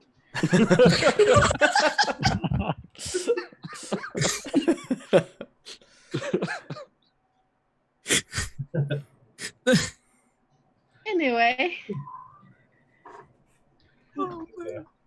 Wipe some of the sweat from his brow and put his hat back on his head. Shall we be off? Well, I'm gonna poke the. What are you, an elf? Alakai? Yeah. I'm gonna Yeah. poke the elf in the side. Ah, You seem Oh. a little bit squishy. He's okay. He has us to protect him. I'm gonna put my arm around his shoulder and start to walk with him, but kind of take him a little bit away from the group and go, all right, so now that we're going into a more stressful situation, and willingly, I'm going to have to get an extra 5 of gold from you to cover danger costs. danger cost. I thought that would have been covered with the 15. No, the 15 was just general the traveling fee. This is going into a specific danger. You understand, yes? It's to make sure that we can get the right equipment to help protect you better. I'm going to raise a brow at him and may I roll an insight check? Sure, you can roll an insight check. You want me to throw a persuasion? Persuasion or deception, up to you. Which way have better bonus? Doesn't matter. I got a total of 7. All right. I got an 8. 8. Damn it. So, It's a 0 modifier. so you can definitely tell that he's not being fully honest with you, but you're also not sure what about it isn't honest. You're just kind of sure that he's very good at talking, and it's a little confusing. Just, stare at him with a raised brow. I just ask, are you being honest with me? Me? Dishonest? I am very insulted. Why would I lie to an employer? Well, I'm trying to make sure you are protected. I'll throw a deception check right there. That is a 21. Well, it just seems like you're very good at talking, and back there, like, that was so stressful, but you weren't even faced by it. You were able to just navigate through that so expertly. You have employed me to be your bodyguard. I make sure you are safe. But in order to do that, I need to afford better equipment, so I'm going to need that 5 of gold. That's a 5. So that's the same as the amount of gold that I So you hand me the gold? anything for a job well done. And then take the gold, plink it into my coin purse. Of course, gonna make sure you are right and safe. Maybe you can give me some pointers on how to handle yourself. Absolutely, any time. You're, I'm glad I met you. Oh, I'm glad I met you too. I'm gonna make this a beautiful opportunity for us. I hold my hand out and I kind of, like, at first I go in like that and then slowly turn it to a proper handshake. I'm gonna shake his hand. A big, like, cat just got the canary smile on my face. I'm smiling back. Just a warm smile.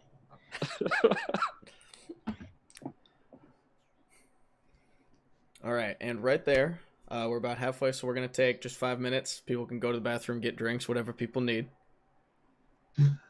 Awesome. So, let's see.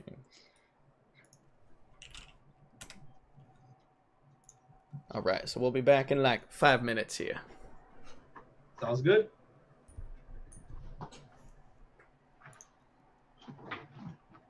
Oh, a kitty.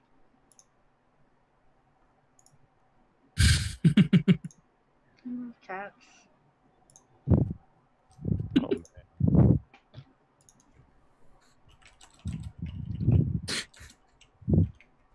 Oh man. It's very consistent roguish trend. I love it. Yeah, I think we found our money generator. Yep. I feel really bad for him. I feel so bad. Well, I've never been that sad in Gord before. He's getting swindled out of all of his gold. play the naive character. Oh, That first deception. I can't believe I got a 7. I've been sitting here just rolling d20s and it's not been good. ooh, 15. 4. 3. Another 4. Yeah, this isn't going well. Gotta stop doing that. I brought out all my. Oh! I almost dropped all of my player dice. Oh, jeez. Oh, it's like That's a 5. 2. Oh, Oh, well, that's a wasted crit. I've wasted 2. okay. I'm gonna stop rolling these because they're all pretty good. I went from a 3 to a 17, so I'm really nervous about rolling anymore because that's a Yeah. pretty big jump. Don't do it, otherwise it's gonna jump back down. Yeah, no. It's got back-to-back 8s. That's another 10. All right, that's consistency right there. Yeah. Oh, no. Stop rolling, Corey. Enough. Save That's it three for threes that I've gotten. Oh, Trying another die. Dice That's an jail. 11. That's a 1. Oh, at least you got it out while we're not playing. only one thing I'm worried about, guys. And what's that? Underwater. Yeah, that's gonna. I'm just glad I don't have a phobia of water. I don't either, but it's the breathing part. Oh, that's fine. The 5 gold that he paid me should cover it for me.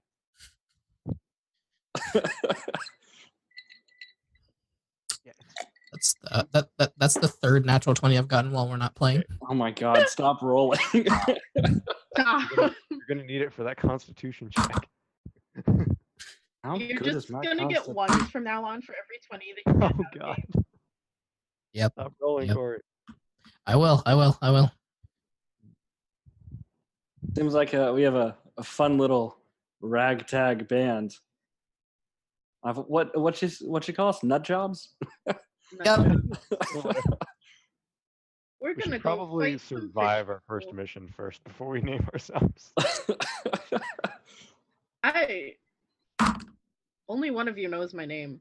I've only introduced myself to one of you. Oh, we were all in that general area though. Yeah, we were. That one's half decent. Although granted, she doesn't know all of our names. That's true. Nope. She has mine and the child that I'm definitely not stealing money off of at this point. Child. Little child versus, like a really sheltered dude. He has the naivety of a child, and I'm just taking advantage Yeah, you are. shamelessly. Fun. Right now, he thinks Stefano is the coolest guy he's ever. Oh, that's so sad. His role model is a cat who's stealing money from him. Oh god. His role model is the liar. That's like those kids in elementary school who make friends with the kids that are actually just stealing from them and getting them to like serve them. Like, I have friends. This is great. I'm part of the gang. Oh no. Now you guys just got to get your secret handshake going. Oh, we already. Oh, tried that's an additional like 10 gold. It's just giving him gold. That's all. That's all their handshake. That's the handshake. I like that handshake. There you go. The elves don't handshake. It's a fact. I was really upset that Stefano was the only one who introduced himself the first time you guys walked up, because I was gonna make a Malcolm in the Middle joke if he was standing. I had it in my head, ready to go. And I then I was hope just I'm like, the next one to go up, because if he's in the middle, it makes sense. Oh, that would have been perfect. hey, what is it? See how initiative rolls out. Might be in the middle. I guess that's something we can kind of expect to keep coming back. Yeah. Feel like I should have gone swashbuckler at this point with how Stefano's coming across. But no, that'll be good. I can't wait for one of you guys to use your guns. That's just going to be a conversation and a half. How are you going to use your guns underwater, though? I do have other weapons. It's going to be the Kraken episode all over again. Yeah. It's But always certainly makes interesting. on. So anybody have any idea what the tentacles are? It's definitely not a kraken, right? That's like a CR-23 or something. It's I a want lake, that. first of all. Maybe a hydra A giant Maybe. fucking squid. or a squid. Could be a hydra though. Mm. The special effect. Yeah. Or So there's, what is the spell? I'm trying to separate what my person knows about Drynna and what my character actually knows about Drynna. 'Cause I Right. had to research it a little since I was from there. When I wrote my backstory, I realized the perfect way to roleplay this would be to not read the book. Well, luckily in Drynna, there's just Fair. like one paragraph. Yeah. Yeah. Drynna So itself he has does not have a no lot idea stuff of written about it. anything. And he has the book like right there. That's what he's looking through. Doesn't want to Sounds like read a it all through. dictionary. I know exactly what that book is called. I hope he... Oh man, there's so much potential here. It's gonna be great. All right, so we pick up again with the group of you now outside the lodge. Your task assigned, but clues are scarce at this point. Do you think the old man remembers where on the lake he got attacked? Most That likely, could- he had to have swam back somehow. I feel like fish people are pretty traumatic of an experience. He would remember. So we go and find the old man. Or we could just head back to the docks and see if anyone else had seen anything. It's happened a few times before now, obviously. All right, so, to the docks, sir. So you guys make your way down to the docks, and the commotion itself has since died down, and everyone has kind of gone back to work. There are several ships being offloaded. You looking out on the lake, you can see several fishing trawlers far out in the distance. Some a couple closer than others, some coming in for the day. As it started to get closer to 5 or 6 p.m., the light is starting to fade from the sky as the dock itself doesn't seem to be winding down too heavily, at least here on the actual docks, but there are certainly people looking to finish their jobs for the day at this point, finish the last bit of unloading, paperwork check-ins, and head in for drinks and a evening of merriment and getting drunk. The smell really doesn't go away, does it? No, this It is a does not. fishing town. Sudi, you're gonna smell like it. Oh no.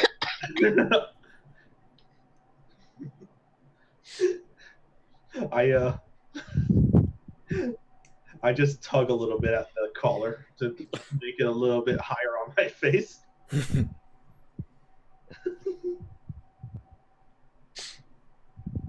Dude, I'm gonna throw a perception check to see if I see the old man, For sure. like amongst the other people. Ooh, that's gonna be. I think it's a 9. Let me double check. Oh. Y'all thought I was good at perception. No, actually, it's an 11. I don't have the -1 too. It's an 11. Mhm. Looking around, there are certainly similar people to him, but you don't really think you see the same one as before. I don't see the old man. Let's. I'm gonna. Don't look quite right. I just offhandedly comment. So I just start darting from one old person to another.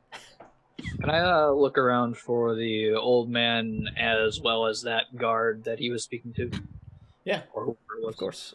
Give me a perception check. That's a natural 1.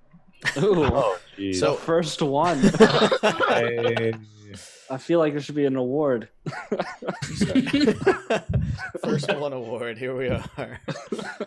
In looking around, you kind of start to look out, but just there's a glare off of the lake itself that just with the fading of the light, it's hard to make out anybody right now. You know what we could do is stow away on a fishing trawler. Then, when the fish people come up, we take care of the problem. Quite think being stowaways would be the best course of action. Well, We could ask a fishing trolley if they wanted protection from their run. Well, I mean, if you want to do that, then that's also an option. But it looks like everyone's starting to come in, so we might have a better chance in the morning. I'm gonna flag down a random fish, like a fisherman. For sure. Just older man, tanned, weathered skin, looks to be late 40s. Oh, yes, sir. Yes, sir. What can I help you with? About what time do you all start trolling? the lake? Oh, we ship out pretty early in the morning, just after first light. Usually around 5, 6 in the morning, sir. All right, perfect. Thank you so much. Of course. And I'm gonna hand him I'm gonna hand him 10 silver and go. Have a drink. Oh, thank you, sir. And he like scurries off happily with a good amount of pay for an average fisherman. All right. Hmm. 5 or 6 in the morning, so we should probably be here maybe half an hour earlier or so. Probably. Do you think the old man from earlier might be in the tavern? We could try and ask Well, where he was, what his route was. like our new friend said, it's a very traumatic experience. I, for one, would want to drink that experience away. Well, there's only one tavern in town, so we know where to look. Perfecto. All right, to the tavern. To the tavern. Is anything anyone else wants to do other than head to the tavern? No. All right. You guys make your way back through the city into the same tavern you were before. As you enter, you see that as night has started to fall, it has gotten substantially more busy. Most of the tables have at least somebody at them. Good amount are full of sailors playing cards, having drinks, tossing tales around. The bard plays, but the inn itself is so loud you can barely hear it as the smells of the stew kind of cascade over everything. And you do see, seated at the bar as you walk in, the older man seated next to a few other sailors, and most of them just seem to be kind of grilling him with questions, and he's tossing back answers kind of somberly as he holds what you can imagine to be far from his first drink.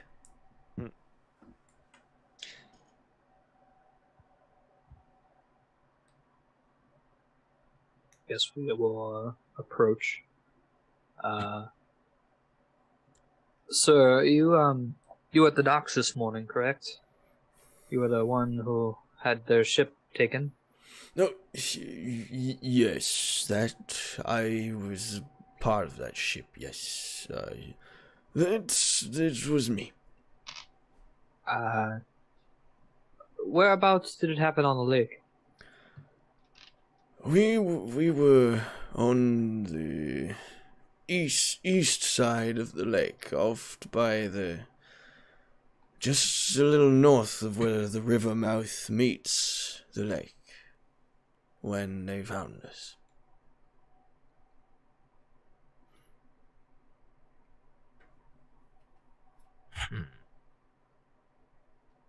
About what time were you attacked? When the sun was about there. And he points to what looks to be in between, like sunrise and high noon. Little Gotcha. before. I follow the finger up the ceiling. I'm gonna pat him on the shoulder. It's okay. I know what he means. How close to the shore were you? Or was it towards the center of the lake? Oh, we were by the shore. You were by the shore. Yes, we were definitely. There was land. How did you get away? That's quite the tale. I am sure. It's not a tale at all, really. I ran. Much as I would expect anyone to do if they were smart. Kind of like shakes the tankard as he says it and spills a little bit. I made my way to shore and I ran. And when the men found me off in the forest, they helped me get back. And I told my tale. Well, that is very helpful. I'm sort of Next round's on me. And you sort of just slide him a silver. Now there's a good man right there. As he turns around and like slams his hand on the bar. Jordan, give me another. So that's why people drink ale. And there's a point where it makes you fun, and then it makes you sad. Thought most people drink to forget. Very true. So we know that they were closer to the shore on the east side. So what we could do is we could either explore that now or go to bed, try to catch a trawler in the morning, and then explore after we get off the trawler, if the trawler isn't attacked. About how long would it take to travel to the other side of the lake? I From would here? probably know that. On foot to travel from here to the west side, it would probably take you a good 4 or 5 hours on foot. By boat, it would be probably half that time. Yeah, by boat you could do it. You Give or can do it take. in 2 by boat. 1.5, 2 hours. Well, my eyes aren't very good in the light, or without the light, but we could attempt to make our way over there. However, it seems they like to hunt during the day, and they may be hiding in the night. Probably be a better idea to wait until morning. And then just have the trawler that we're on go over to that side. We could do that, or we could go by foot. It's not that far of a walk. We can. I'm gonna have a few drinks, maybe play some cards, but we can. So, what does everyone say? Do we want to go in the trawler? Do we want to go by foot? I've never been on a trawler before. To be quite honest, neither have I. I would probably prefer by boat. That edges of the water aren't quite my best memories, but it will actually be faster by boat as well. So we could leave early in the morning and hopefully catch them before they begin whatever their hunt is. Don't think we have a good chance of drawing them out without some form of bait. They said they were attacking only fishing vessels. There was one trading vessel that got attacked, but it could have been easily mistaken for a fishing vessel. My thoughts are they are feeling threatened by the fishing vessels themselves. I said Because that he- like 20 minutes ago. Yeah, no, that I agree with you. But I disagree that it's a territory thing. I mean, these are people that have been fishing for a very long time, and it's only just now starting to happen frequently. Something is causing them to attack. Well, maybe we can find the vessel in the morning and persuade them to take a route closer to the northeast, closer to the riverbed. And once we're there, we can provide protection. Sounds like I'm a just- plan to You go ahead. Okay. Sounds like a plan to me. Edwin, you've been here longer, more recently than I have, so correct me on this, but last I was here, I remember the lodge has quite a bit of clout. So we could simply tell a fishing vessel that we have been tasked with this to investigate. See, now... Oh, sorry, go ahead. You I'm done. would actually have more understanding of Drynna than I would. I know of the lodge, however, I don't quite stay in this area. I'm not from Drynna, but close by. I don't quite stick in this area. Now, see, But if you say they have clout, then we could try it and attempt that. I'd love throwing names around. It's perfect, solve solutions quicker. But the one thing they are paying us for is a silence. They don't want this to seem like a bigger problem. It's happening more frequently. People are getting more nervous. But if we stop it quietly, then they can throw some cover story on it and make it seem like I don't know, drunken sailors or something. I'm gonna look around at the tavern full of drunk sailors. Not a That bad is true. thought. We could maybe ask if they could just provide us passage from one side to the lake to the other. Personally, I recently came into some funds that may be able to help us secure passage. I am not loose in the pocket either, so I could provide coin if we need it. However, I don't quite think we need too much to sway the hand of a fishing vessel or two. Not much at all. All right, so into the morning we go and we talk our way onto a trawler and kill fish people. Sounds like a good plan for me. I am okay with this. Have you ever heard of fish people? I say, looking to Malcolm, I guess. DM, would my character have heard of fish people given my backstory? Heard of? Sure. Not something you would have encountered. Heard of, yes. Encountered, not yet.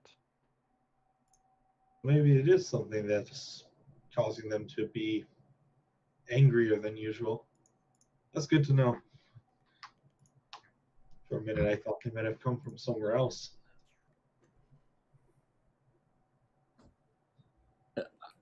I know everyone's asking this, but with my backstory in mind, would I have any experience with fish people? Let me. Might as well Honestly, go ahead and answer it there's for none. everyone. I feel like I'm starting to get people's backstories mixed up at this point. So give me like 2 seconds. Yep. Uh, No, Go ahead no. and Just, keep poor and talking and I'll simple give you an bird answer in a catcher. moment. Well, seeing with my vast experience with rats and the like, usually they don't start attacking something unless something's been provoking them. Now, I know these are fish people and not rats. Big difference, but all animals think the same. Why would they start attacking without provocation? Now, when it comes down to it, we have two things. We can either kill all the fish people or find out what's been provoking them and prevent it. I'm good with either. I'd like to work around what's happening with them personally. But that's just me. All right. I feel like pinpointing the problem would be the quietest approach, since that is what we're supposed to be doing. Solving it quietly, that is. Pardon me. And I would say you would have heard stories, being that you have Gotcha. been on ships before, but nothing, no at least personal encounters, no. 10-4. Gotcha.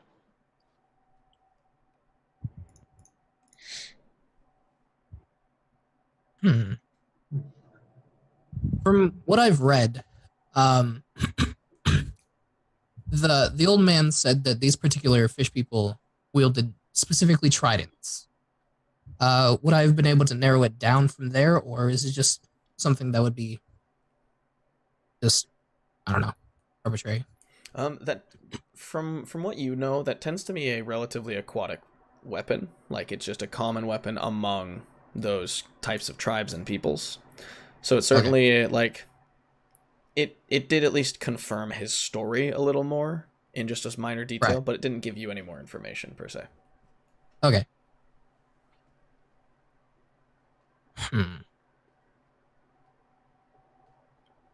I would like to cheat at cards. All right. You go and sit down amongst the rough group of sailors who are playing what seems to be some type of gambling game, one that you're not sure you've seen before, but after watching a few hands, you can pick up the gist of it. And so, what are you trying to do here? So I'm just trying to make some more. What's the average of what everyone is betting? For the most part, they're throwing around copper. A big bet is throwing around a silver piece.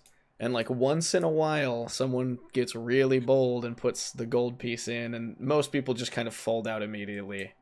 Gotcha. All right, so to keep them in, I gotta keep it below a gold. Yeah, more or less.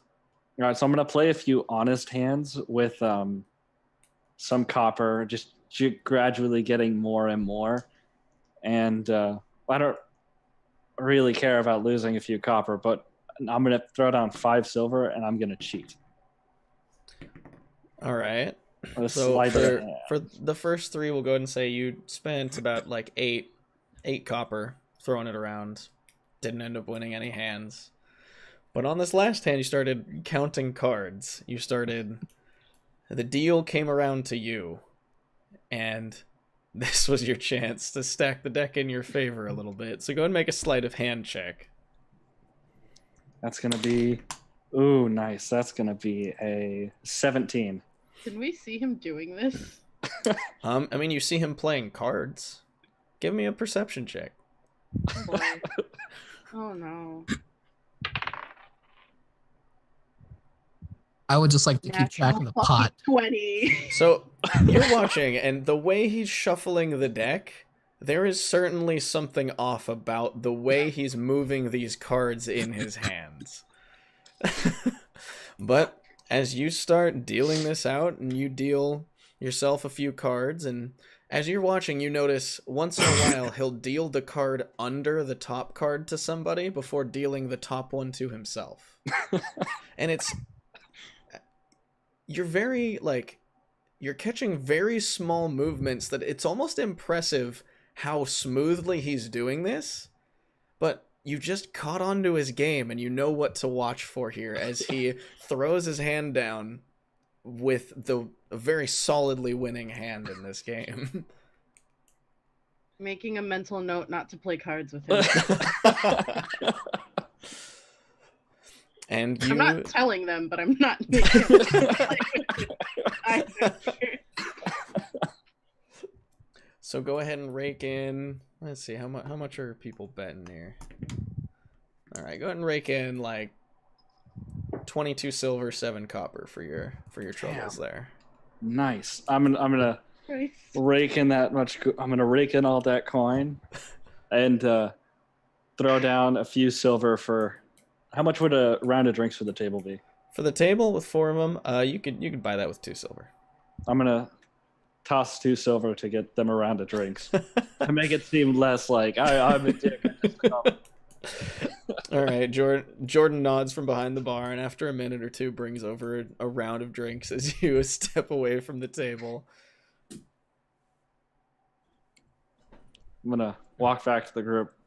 Another typical smile. I'm just gonna give him a very knowing look, like, I see you, motherfucker. I'm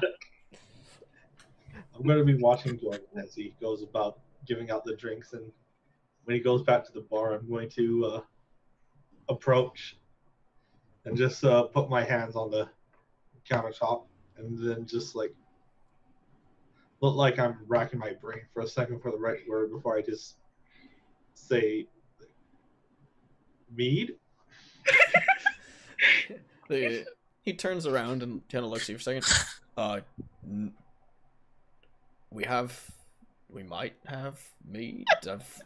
I've got ale for sure, but I can look for mead if that's what you want. I give a nod of my head. I'm not even sitting at the bar, I'm standing at the bar. I like that it's a question more than a request. Just give me a minute and I'll go take a look. And he turns around and kind of like goes into a little back room and rifles. And you can hear some barrels being pushed around, boxes being scooted, and he comes back with like a decent sized cask, but definitely not like a full sized ale cask. Sets it down and puts a tap in it, and he pours it into a glass for a second and like takes a look at this slightly yellow foaming drink that's in there, and yeah, I'm pretty sure this is mead. And he fills the glass and hands it to you. That's gonna be 5 silver for you there. It's the only barrel I go. I give him the 5 silver. Much And, obliged, friend. I'm going to just give a nod as I go back and return to the group with my cup in hand. I'm going to take a sip of it. Is it me? Before he drinks that, can I take a look at it? Make sure it's okay. You could certainly try. Are you gonna let him take your drink? No, I'm gonna like put a hand up before he puts it to his mouth and just sort of inspect it for a second. Just give me an investigation check here.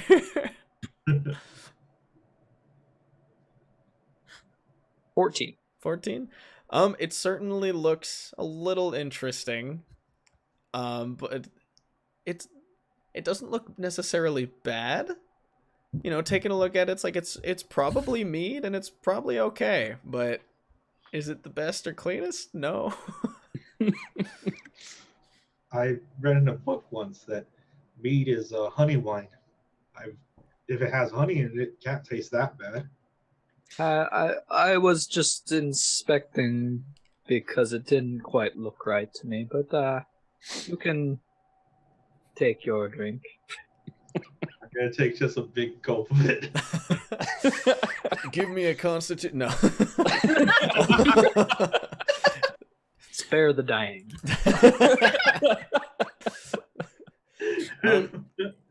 It tastes better for you than ale did by far, but as far as what you're used to for something sweet, you wouldn't really consider this sweet, but it's unique and it's definitely easier for you to keep down than ale was. Yeah. That's. I'd take another drink.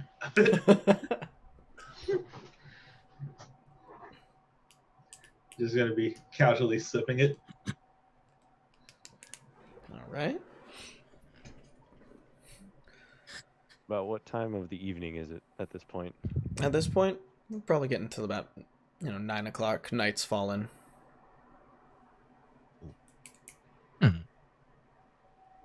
Tavern has continued to get busier and louder as everyone finishes their days and comes in for a drink. During all this, Merrick probably would have been reading the one book he has. All right. So, just not really paying much attention to anything else around. All right. Merrick's reading his book. Delith drinking his mead. The general mood of the inside the tavern with the sailors and stuff. For the most part, it's very rowdy and very. It does seem generally happy. Just the mixtures of people playing games, singing songs, having drinks. There are definitely people you can see who, at a glance, you do recognize as at the very least being present or near to some of the events that happened earlier that are not quite in as jovial a mood, a bit more serious, not as engaged in the just energetic events that are going on. But overall, the tavern is still a place of enjoyment and kind of forgetting about all of the bad things that happened in the day. My eyes just keep periodically scanning the groups of people having fun. Just looking fascinated by it.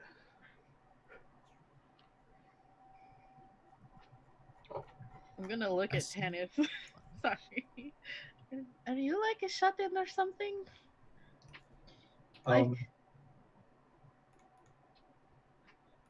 I never really got to see much of people. My parents thought that it would be best if I were raised among them and only them, or people they knew.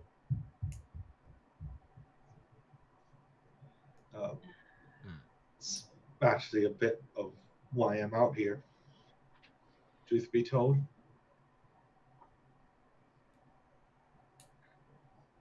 With or without their permission? They sent someone.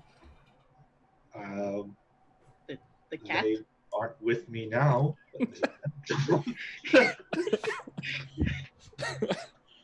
Stefano? No, I met Stefano today, actually.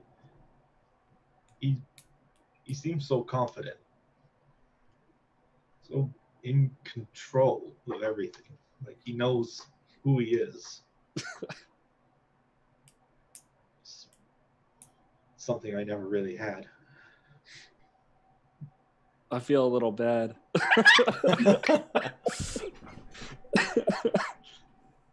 But yeah, it's just a bit weird. Is all. Just life in Singorn. It's a little less loud, I say. Trying to come up with the right word for it. It's nice though. Nicer than I thought it'd be.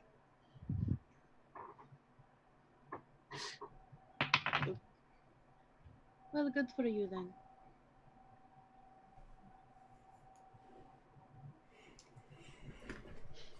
And as the evening goes on and the partying happens and people get in varying states of intoxication, a few small brawls break out, the tavern just becomes a very energetic, enjoyable place before everyone starts to retire for the evening.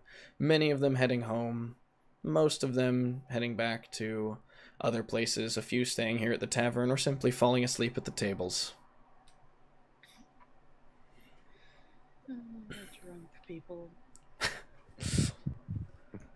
Where are you guys trying to bunk up? Well, I'm gonna go up to the bar. Jordan, is it? Yes, sir. Yes. Stefano, do you have... What is the best room you have here?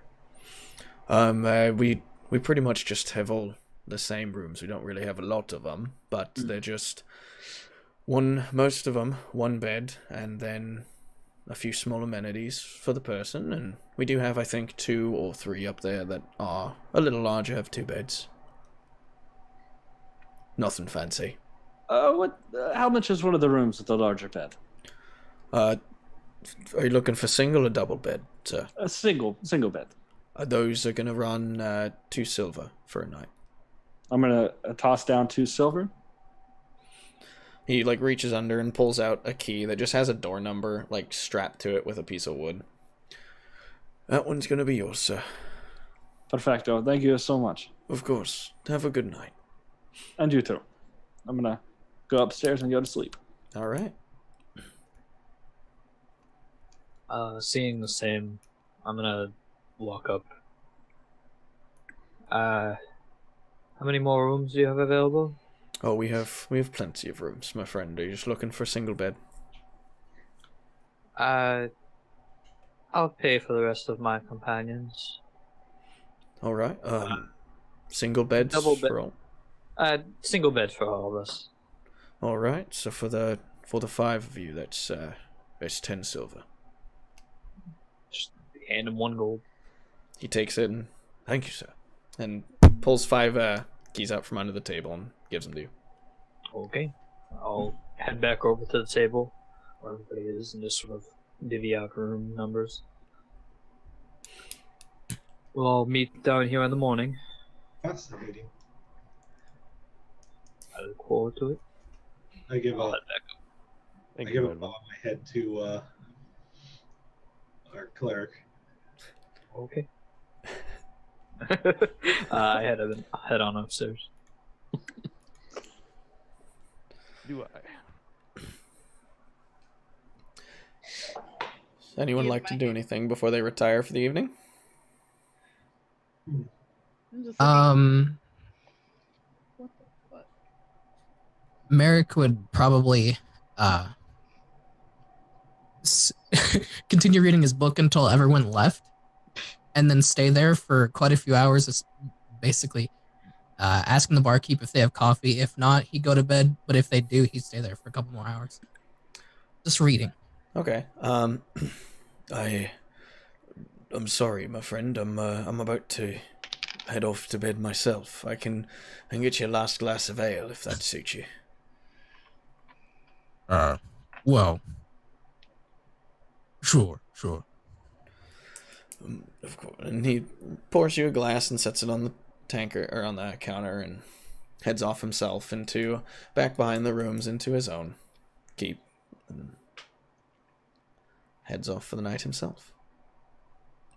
What roll would I be making for woodcarver skills, by the way? Um,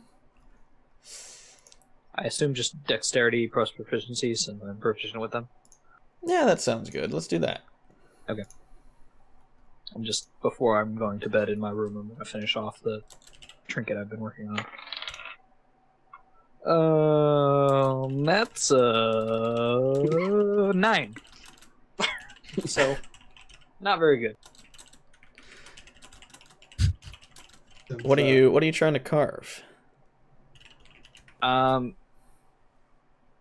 send you a whisper for it. All right.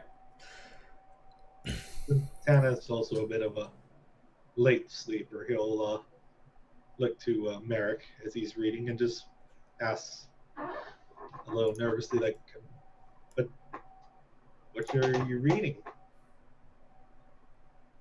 Well,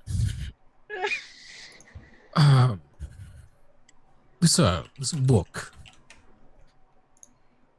I worked in a library before, this venture of sorts. I just lean a bit closer. This one book, I like to organize things. Everything has to be in order. While I was organizing, this book fell from a shelf, open to a page. It was mostly blank. I thought it was weird, obviously. I'd never seen the book before. This was basically my library, so thought it was weird. So I took the book and studied it. It's I don't know. It's mostly blank, but there are pieces that show text. I show him one of the pages that I assume is written in some archaic language that most people can't read. For which book? For my Book of Shadows. Yes. To most people, it is an unintelligible language. I just lean in and narrow my eyes as I look at it. Is it in your language? I say, pointing a finger at him. How do you mean? Like dragon language. Draconic. And no, it's not. Not entirely sure what language it is. But most of the text, it's essentially how should I say? Are you familiar with the arcade? My family says that I was born with a bit of a talent to it. I kept up my practices along with my swordsmanship. Right. So, and I'll take out a dagger from my cloak and read from the book and cast light on the dagger. Well, this is one of the few things it says. It's very, very small, but useful. There's so many things in this book. But like I said, it's mostly blank. I'm hoping to eventually see if it can show me more. That's a noble goal. If I can help at all, I'll try my best. Would you like to see mine? I say, motioning to the book I have. Well, I am a reader, so yes. I'm going to open up to a random page of it. It is my spell book.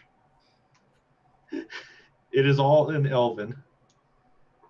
Oh, that's nice. What what kind of spells does it have? Like, since I'll PM it to you. okay, yeah. They're quite similar to the things my book says, if that's of any consolation. My father said that in order to truly learn magic, one had to let it come to them over time through contemplation. I've done the same. It's not a lot of spells currently, but every once in a while, a new spell will sort of just pop in my head, and I'll jot it down as best I can. Well, it's kind of become my whole reason for my venture. You can't really improve without knowledge. So I've been sort of seeking more books like the one I have, like the one you have, or books in general on things I don't know. But yeah, it's it's not been very fruitful. Seize the day is something I read once. If you keep at it, someday you'll be able to figure it out. They say, just optimistically smiling. I didn't learn my first spell till I was 45. Well, that's. Am I familiar with how elves age? Of course, I've probably read it somewhere. Yeah, but I don't.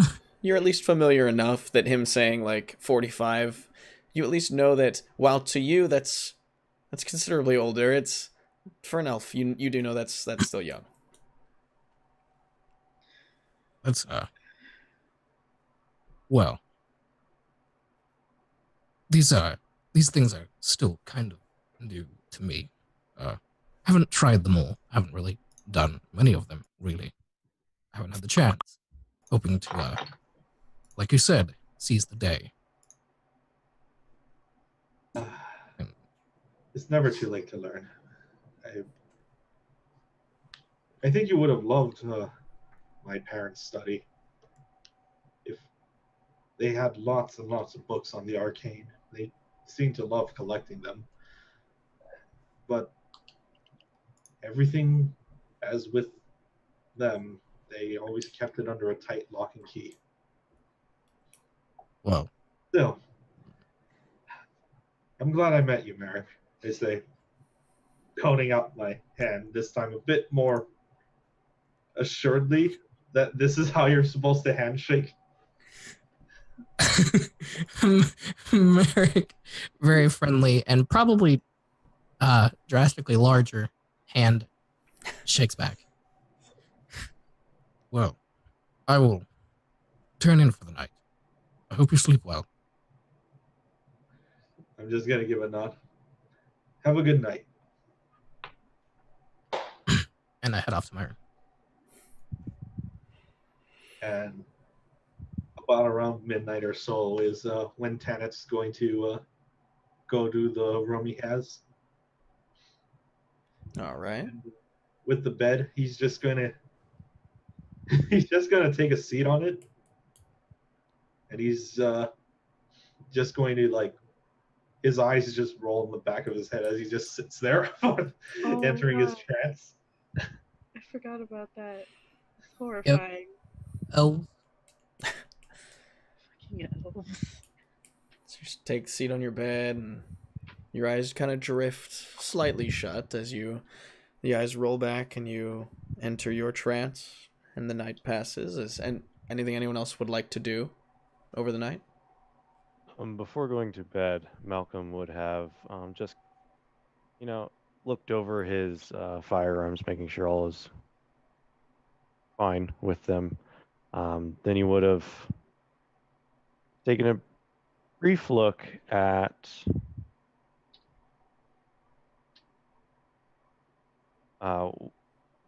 the holy symbol of the Raven Queen that he has, just for a brief moment before retiring for the night.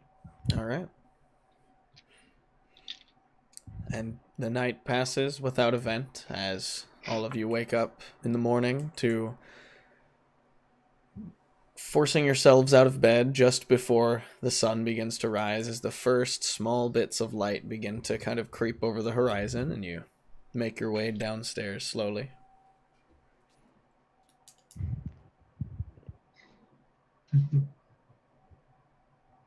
Morning to everyone. How's everyone sleeping? Merrick kind of staggers in, as tall as he is. He's kind of slouched over and rubbing his left eye because he's holding his staff with the right, walking. So looking fairly tired. Doesn't say anything. I walk downstairs just cheerfully and fully awake. God. We best to get going. Catch the catch the fishermen before they head out. That sounds like a good idea. So you guys all head outside and make your way through the very quiet streets, being as early in the morning as they are. As you get closer to the docks, sound does start to pick up, as even though most of them, the dock workers, are still tired and waking up, they're all beginning to go about their duties, loading up ships, preparing to ship off for the day, as the early morning fishermen being the most plentiful around here, the dock workers themselves having not quite shown up to their shifts or only beginning to do so. But the more fishing trawlers than you have seen yet are all docked, and most of them are being loaded up at this point. So, are we gonna pick a one at random, or?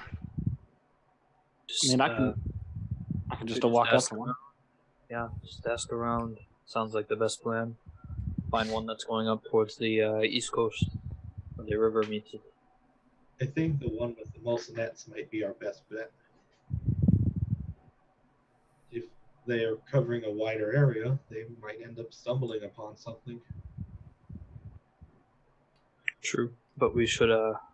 I would like to prioritize going towards the location that they were in first, so we're not taking anyone off of their typical route. Oh, absolutely. We should work on what information we have. You don't get as good at rat catching as I do without doing that. So I'm gonna walk up to somebody who's loading up. I'm gonna talk to each trawler until I find one that's going to the east. It doesn't take you long, you talk to the first two, and most of them are just heading out north or heading into, the open water, not really caring about a direction. But after you talk to two or three of them, you do catch one who, it's just one of the younger captains, as you've seen. He looks to be late 20s, early 30s, slicked back, kind of shaggy, blonde hair, and a bit of scruff on his face. Well, we take out our boat to the east, as most of the other captains don't seem to want to go that far, so it allows us a little bit of leverage in that we're fishing in the less fished waters. So, yes, we are heading out that direction. Oh, I completely understand. How would you like a few more hands on deck to, help out? Well, it depends. How much do I got to pay you? God. I gotta charge this guy. I'm gonna walk in behind them. Tell you what, we can do it for about 10 silver. I could throw a persuasion check. Well, hold on. Edwin, what are you? You coming in behind him here? I was walking in behind him. I'm gonna put a hand on his shoulder. Sir, how close to the riverbed will you be? Well, normally we don't tend to go that close. I mean, we do stay several hundred feet out into open water. Well, Why? how would you be willing to transport us close to that riverbed? And you won't have to pay us anything at all.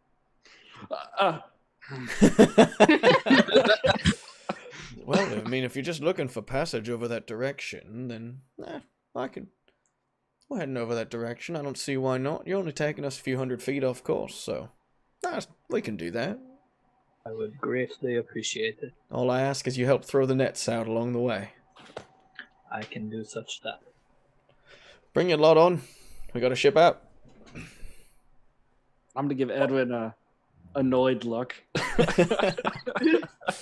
While they were You talking, can have my cut later if you take the Whitestone after we're finished with this. That sounds perfectly reasonable to me. Annoyed look is gone. talking, Tanith walked up to one of the other fishermen. He stood there for about a good 5 seconds before turning around and walking back to the group, looking completely flustered, like he didn't know what to say or do. Poor kid. I just want to know, how old is your character? He's well, I'll say this: he just got his adult name about a month before setting off. Oh, That explains it. baby. So you like just turned 100. 75. I will get on the boat and start helping around wherever it seems like I need to be. Alright. I'm gonna turn towards Edwin. I think it was that said it. Yes. You are also heading to Whitestone. I planned on it. I am this Dragonborn here is from there. I was planning on having him at least show me where the shrine up north is. Good to know. And I get on the boat. I'm Question that. when I'm on the boat, I'm making sure that I'm not going below deck, and my back is to the mast.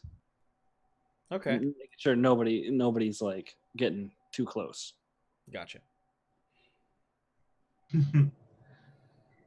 I'm just going to be looking at the nests curiously. They're very old and well used nets. There's definitely a lot of visible repair work done to them. They are used heavily and used for a very long time. Regardless of what happens, they find a way to make them keep working. So as you guys all board onto the ship along with the 6 or 7 sailors that go there alongside their captain, they head out, and as you spend the good hour and a half traveling across the lake, throwing these nets out alongside and aiding aside any of the ship's tasks wherever you're needed, you make a relatively smooth journey as the light kind of begins to first break over the as the sun begins to rise in the east, cresting over the mountains and everything. And as you watch the morning mist fade away, you get close to the other side as the light kind of fully begins to encapsulate the day, and the captain looks to all of you, and you can see the mouth of the river as it leads across the coast. And, well, is there any, I guess if you're looking, is there any specific spots that we can drop you off here? As close to the riverbed as you can. Well, if you'd like, we can get right up on in there. Let's see what we got. And he starts swinging the ship that direction and pulls nearly into the mouth of the river itself as he gets close to beaching. And Can I, while we're pulling up, can I just take a look around? Signs of shipwreck? Any sign of just life living along the edge of the lake here? There is definitely visible shipwrecks. There are ruins of ships up against the shore itself. Varying states, some incredibly old, probably hundreds of years even. Others do seem less weathered, but for the most part, the kind of small scattering of shipwrecks is definitely aged. It did not happen rapidly. Is there any, just out of the ordinary signs of what would be like living creatures living within those shipwrecks or along the shoreline? Make a perception check.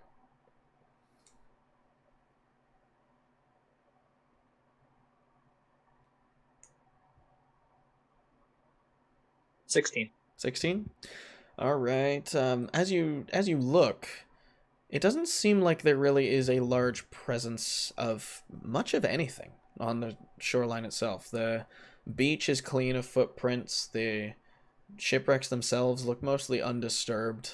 Any of the local foliage doesn't seem to be destroyed or run through or used even. Just seems like, for the most part, what's around here is natural life.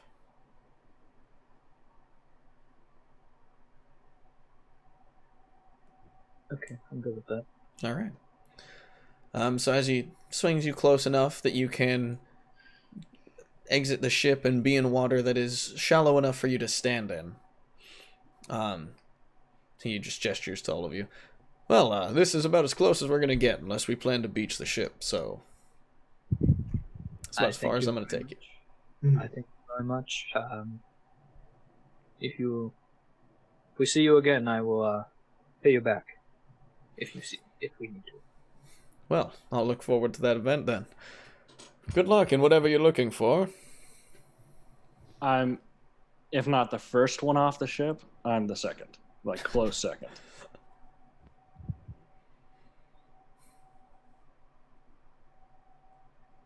So, what's the bottom of the lake like? That where, like, I don't know what to call it. Sand.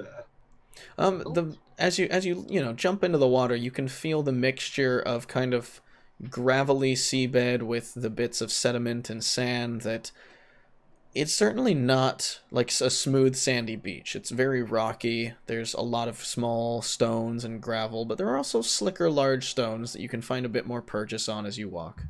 It's a very unique sensation. Just sloshing through the water, like I think it's seeped into my shoes.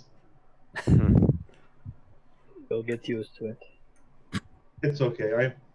I can clean them up. Just trying to trudge till we get to the dry land ahead.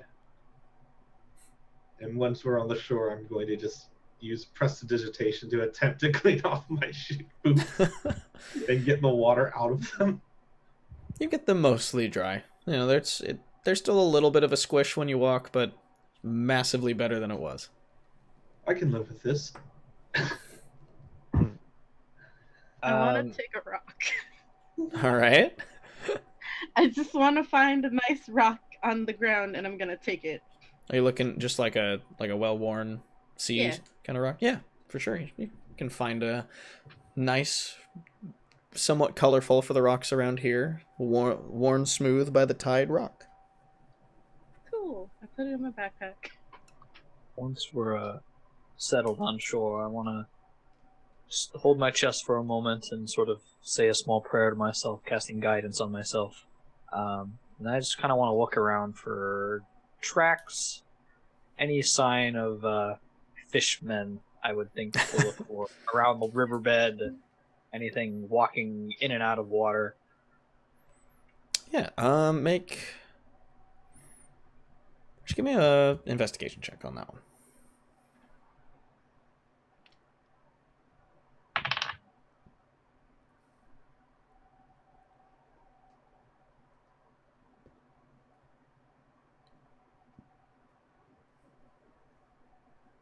$13. 13.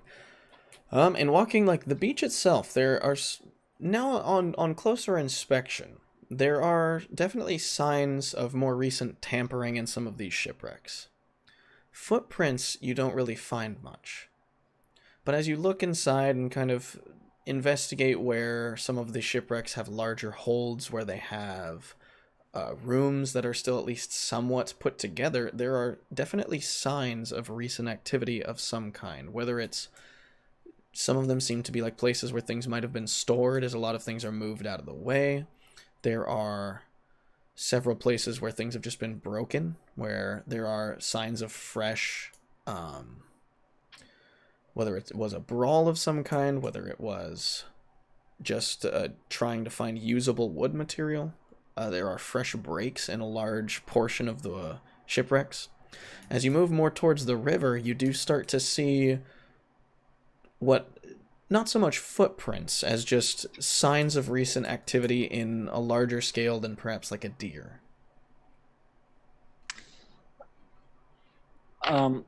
With some of the newer wrecks, what is the shape? What state are the fishing nets in?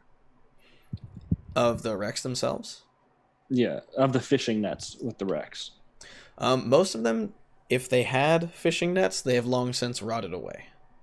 Okay. There's one that you see that does have a net that is recent enough that it's still mostly intact, and upon closer inspection it does seem to be, well, not as new as, say, a day or two, could easily have been within the last few months. Okay.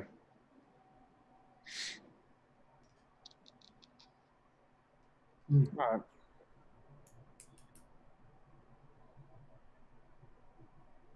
I'm going to look around the ground near the shipwrecks and see if there's any sort of like drag marks along the ground.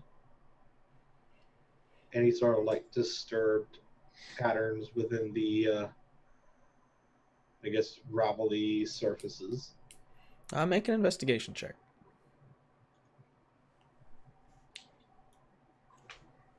Okay.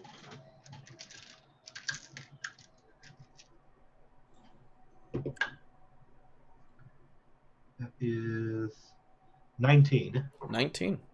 Upon looking there, while drag marks are hard to discern amidst the gravel, but there is definitely a more strange pattern in some of them leading into the sea along some of the shipwrecks where there are what seems to be larger missing pieces, or at least things that inside have been moved. I'm just gonna follow the path right up until the water line, then just go back to meet it with the others to let them know, like, I took a look at the ships. It looks like some things might have been moved in them towards the ocean.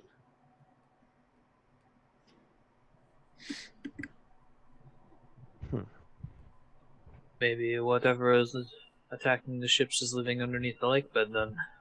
I don't know how we would get down there, but if someone is a good swimmer, it could be worth a look.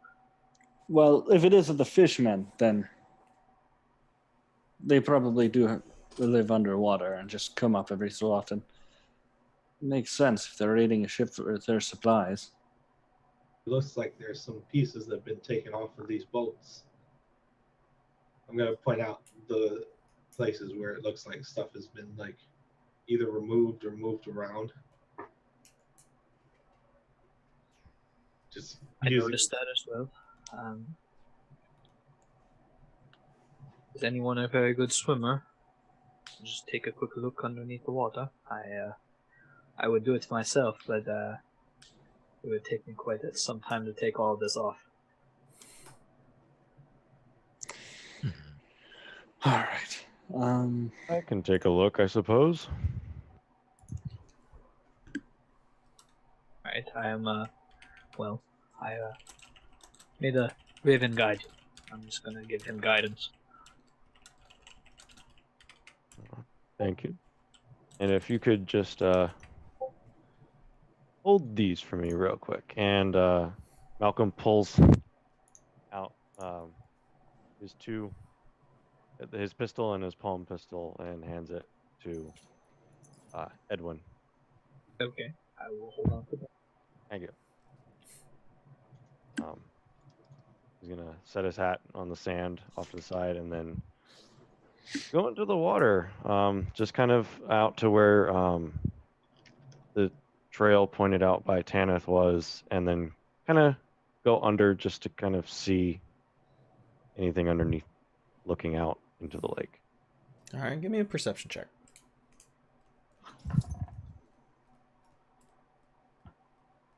That's gonna be a 13. Plus a d4 if you want to use guidance. Oh, right. I guess I will do that. So 16. 16. As you look out, trying to discern things amidst the kind of murky water, there really isn't anything that jumps out to you immediately. There are the shadows of fish that you can kind of make out moving in the water, the way the light kind of reflects inward, and just the dusting of the lake bed itself as the sediment kind of floats up into the water and makes it really hard to kind of discern a lot of what's going on around you. But as you look down, and with the farther you go, the less the water kind of becomes affected by the way it pushes up against the shore, you start to see there are more definite imprints that do kind of lead downward. Not specifically footprints, but kind of gougings into the actual bed.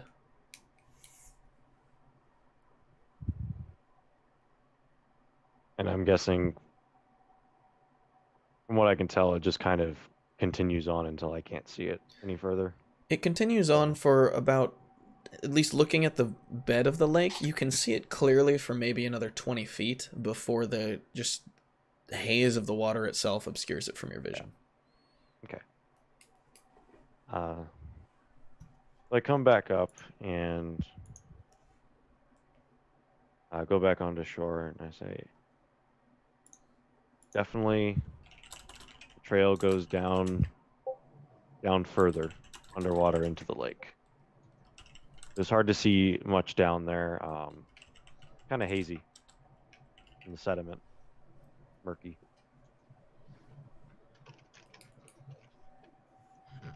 This place, Known to us then. unless we can find something to help us breathe underwater. I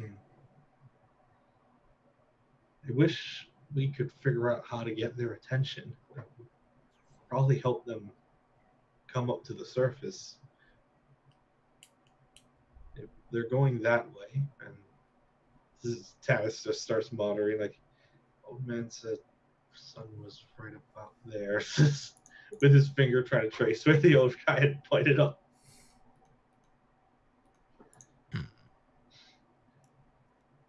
What time of day is it?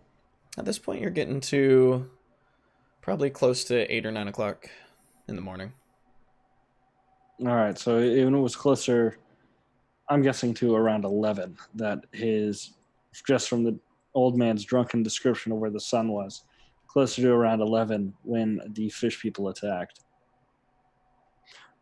So the old man did say it was, I'm going to gesture to our good friend who is pointing in the sky.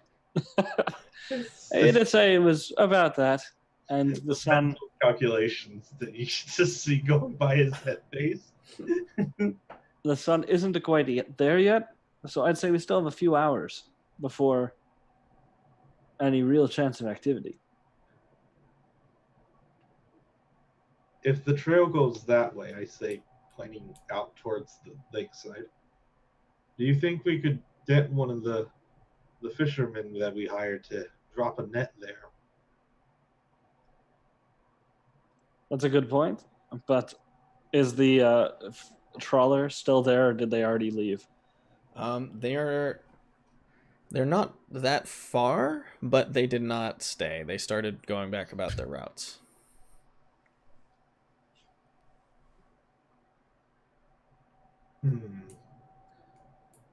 Well, we know they come through this way.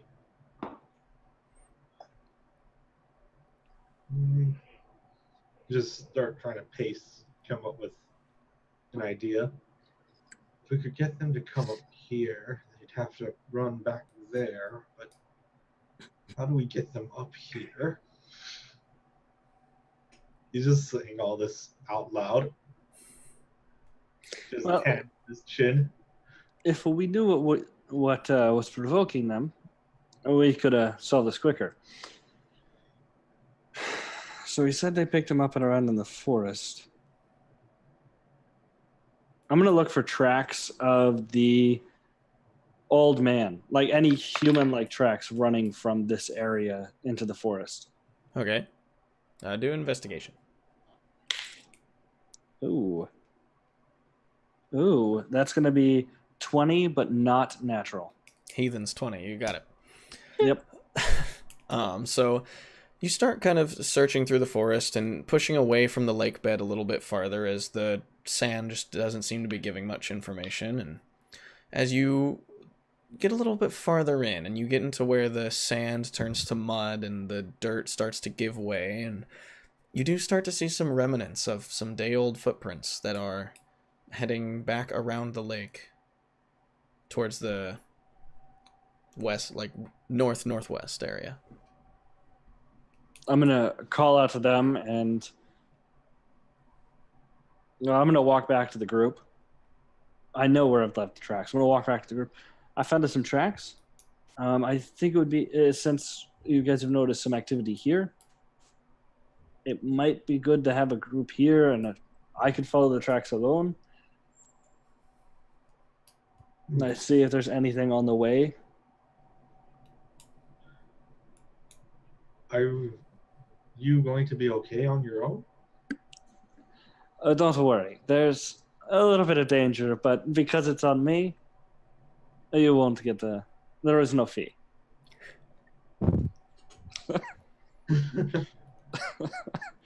Okay. Just agrees happily. I'm gonna go with I'm the gonna cat. grab my shotgun. Well, you can take a blessing along the way. We'll wait for you to come back. I'll give him Stefano guidance. Oh, thank you so much, my friend.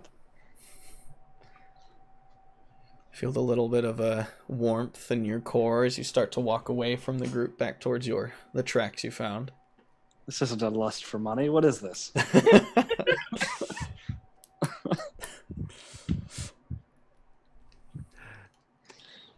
Can I like stealth follow him?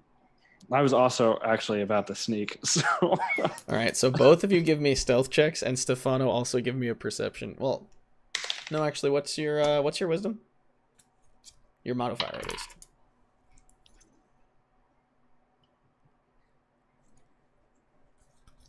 Oh, my wisdom modifier? Yeah. -1. All right, and what are your stealth checks? It's going to be a 28. Okay. I got a 13. 13, okay, and with a 28,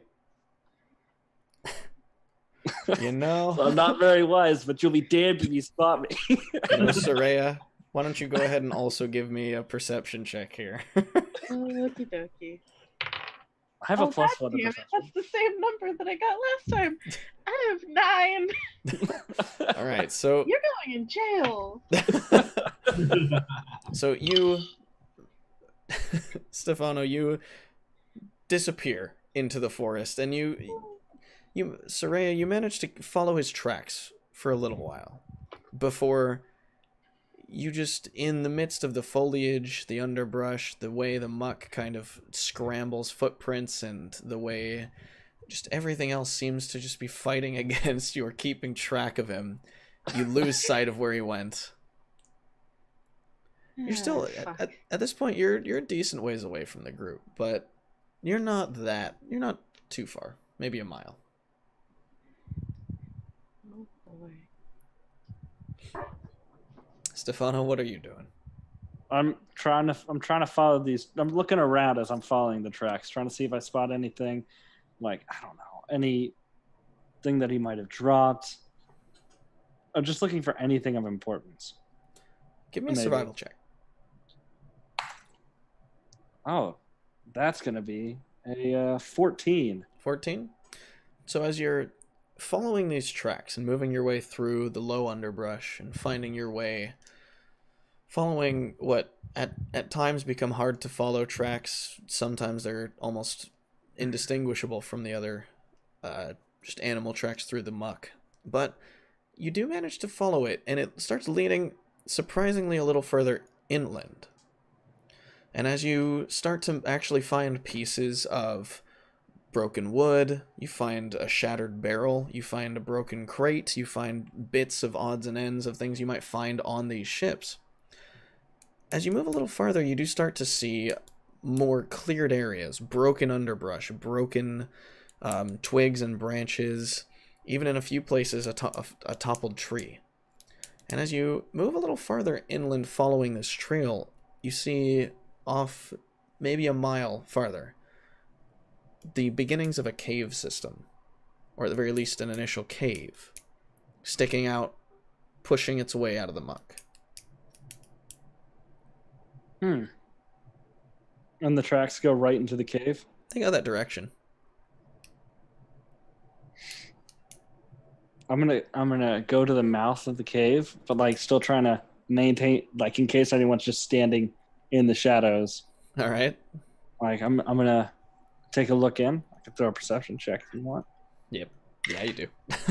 Shit, that's just gonna be a 13. 13. Okay. So as you look in, and the light that pushes into this cave mouth is pretty dim. It's hard to tell. I do have dark vision. You do. You're a cat man. So as you look in, and the darkness of this cave doesn't really impede what you can see, in that it almost mirrors the beach in a lot of ways. It's a pretty vast interior to this cavern that has its own almost shoreline, as part of it devolves into a covered like a pond, a small body of water that kind of pushes off to the back of the cave several hundred feet from this probably 20 or 30 feet in shoreline. There are, well, not quite full-on shipwrecks. There are certainly lots of broken pieces of things that line this shoreline.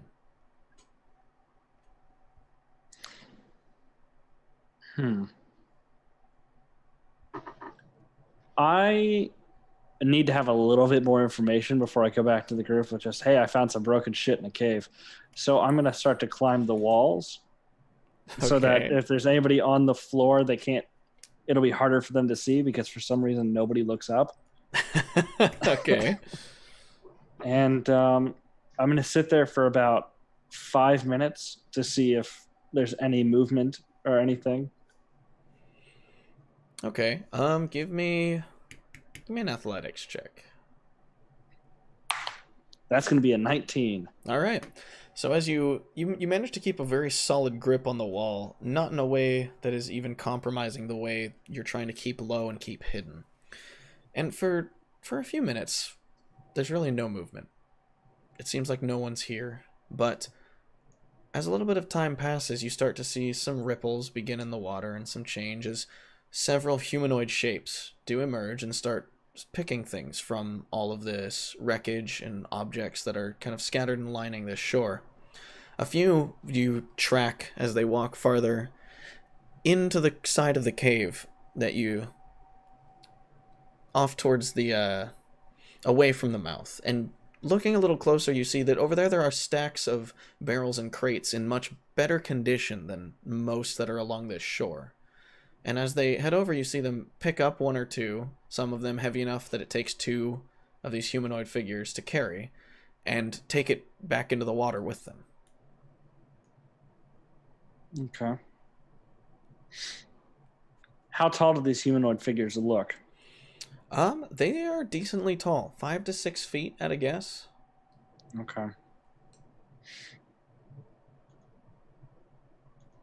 All right, I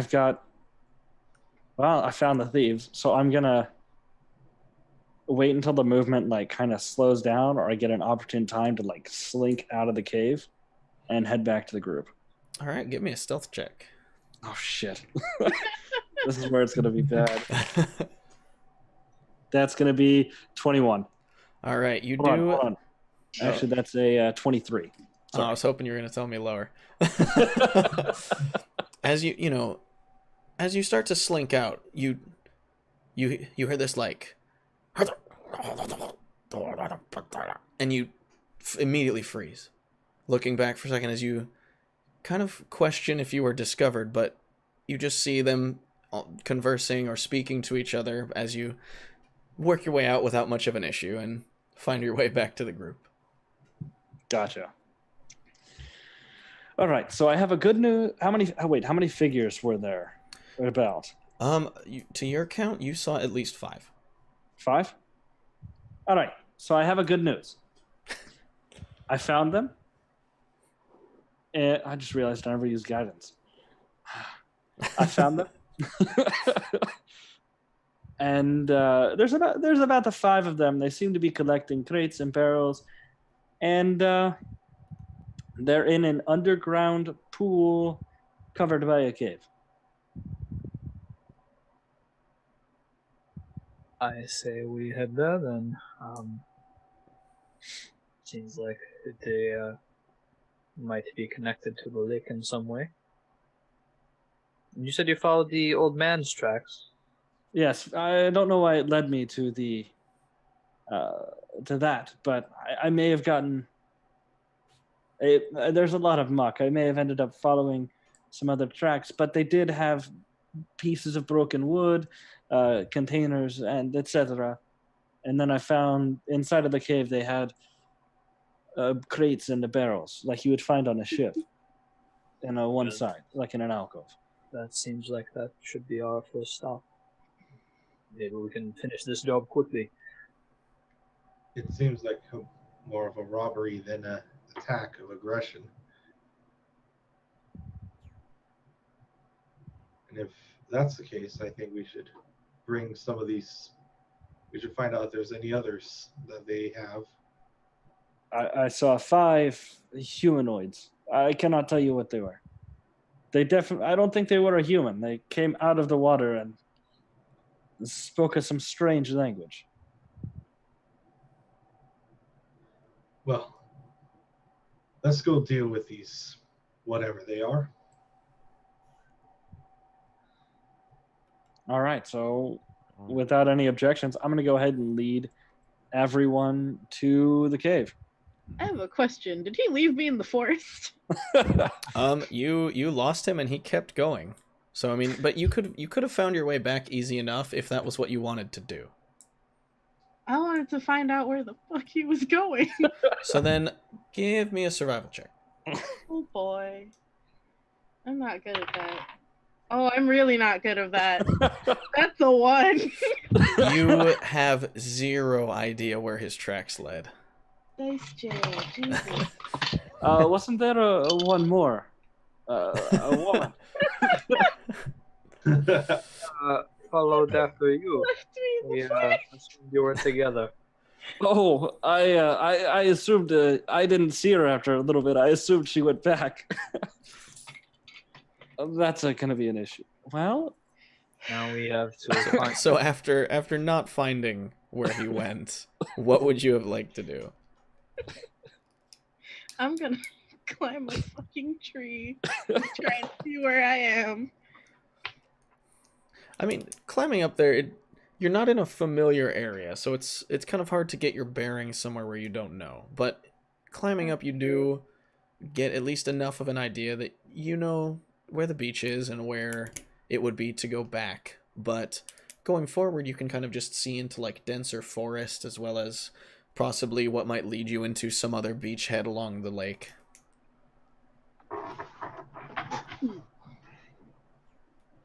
I'm gonna keep going and assume that I'm gonna run into him eventually.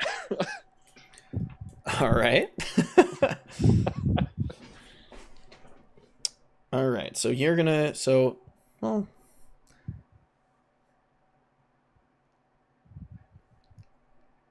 Both you, Stefano. Also, both of you give me perception checks. that's going to be an 8. Non-natural 20. So then, as you are moving through the forest, you do start catch Stefano as he's on his way back from the cave. I'm gonna take the rock that I picked up earlier and I'm gonna throw it at him. Give me a ranged attack roll.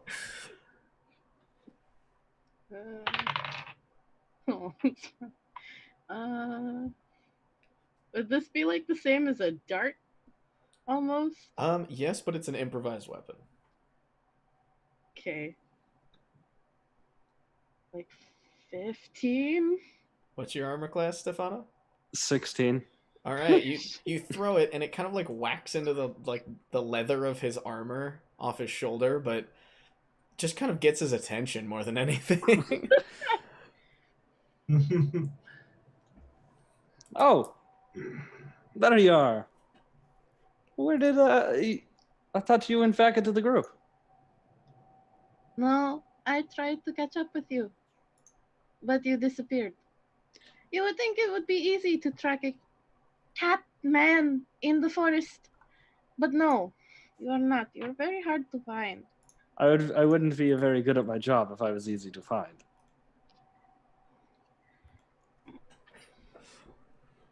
Did you find anything? I did.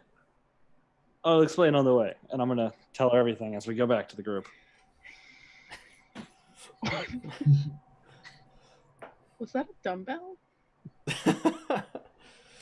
So you go back, you explain everything, and you guys all start making your way back to the cave. Yep.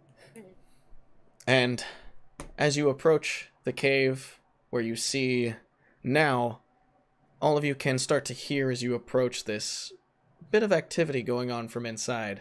That is where we will pick up next week. All right. Oh boy. Well, there we have it. We have All right. our first session under our belts. Fantastic. I need to get That was new fun. dice. Yeah. Yeah, it was very fun. This is gonna be good. I am definitely digging my +9 to stealth. That's Yeah. Oh, What you get on level 3? 28. I thought you added guidance to that. I did. I completely So here, you know forgot what? about it. Go ahead and roll a d4 for me real quick. That's a 1. Dang, I was hoping to get above a 30. All right. Give me a level. No. No. can I just say that I went back and picked up the rock after I threw it at him? 'Cause it's For really sure. pretty. Yeah. And I would have gotten Lucky my rock. hat and gone back. Just start a pet rock collection. Oh, buddy. Oh man. That was a fun. Yeah, that was awesome. So, Fun I feel real bad for Tanith. Good God. Tanith's Oh, fine. He has a good that- friend now. That coin purse is a bit lighter. Tanith is getting swindled at every turn. It's fine. He'll be quieter with less coins in his pocket. well, you're not wrong. Yeah, but the coins are just going to another coin purse. Yeah, but my Yeah. coin purse is muffled. I've made it specifically for this purpose. Oh my gosh. Oh, that's great. Well, thank you guys. This has been awesome. Thank you. And to, if anyone, well, for the people who are watching, we'll be back here next week at 7 on Monday. Ignore what's on the top up. It's like up there somewhere. I think And it says Tuesday, and it's wrong, and I need to fix that. I also need to spell Malcolm's name right, and I promise I'll fix that. My other L. Dang it. Yeah, so the other L. Other L. Just moves that L to a different spot. But But, give And direct that's feedback. okay. I got texts like during the game as it went on from people who were actually tuning in and watching the stream. They were enjoying it. They were enjoying it. That's really good to hear. That's awesome. And a few of them said they're gonna tune in every week. Yes, Nice. boy. we have dude. viewers. I mean, that's like exactly the thing, is if we can get 10 people that love watching this, that's a success as far as I'm concerned. Oh yeah. We had a I think I got 2 or 3 that said they would tune in. There's probably at least 5. So And so I will be posting VODs on, I don't know, I think I linked the YouTube in the bottom of the Twitch. If it's not, I'll put it there. But I'm just going to download the VODs from Twitch and upload them to YouTube. Just so they're there. So we have nice. the saved campaigns. That'd be Very good. perfect. So A I'll lot of the probably... people that they would watch are waiting for the videos to come out because Twitch hates them. Yeah, it's fair. Twitch can be rough if you don't have a solid internet. Yeah. So, but I'll probably get that done tomorrow. So we'll have a VOD tomorrow, and next week we'll get episode 2 going, where you guys are There going you into go. a cave. Nice. Cave. Secret tunnel. At least it's not under a. At least we're not going into the lake directly. I was Well, so wait a worried. minute. As far as you know. I'm the only one with heavy armor. I can't swim. But we're not just going. Let's go lake diving. Yet. Yeah. But yeah, so thank you guys. Thank you to everybody watching. Until next week, everybody, just have a good night. Oh, absolutely. You as Have well. a good night, guys.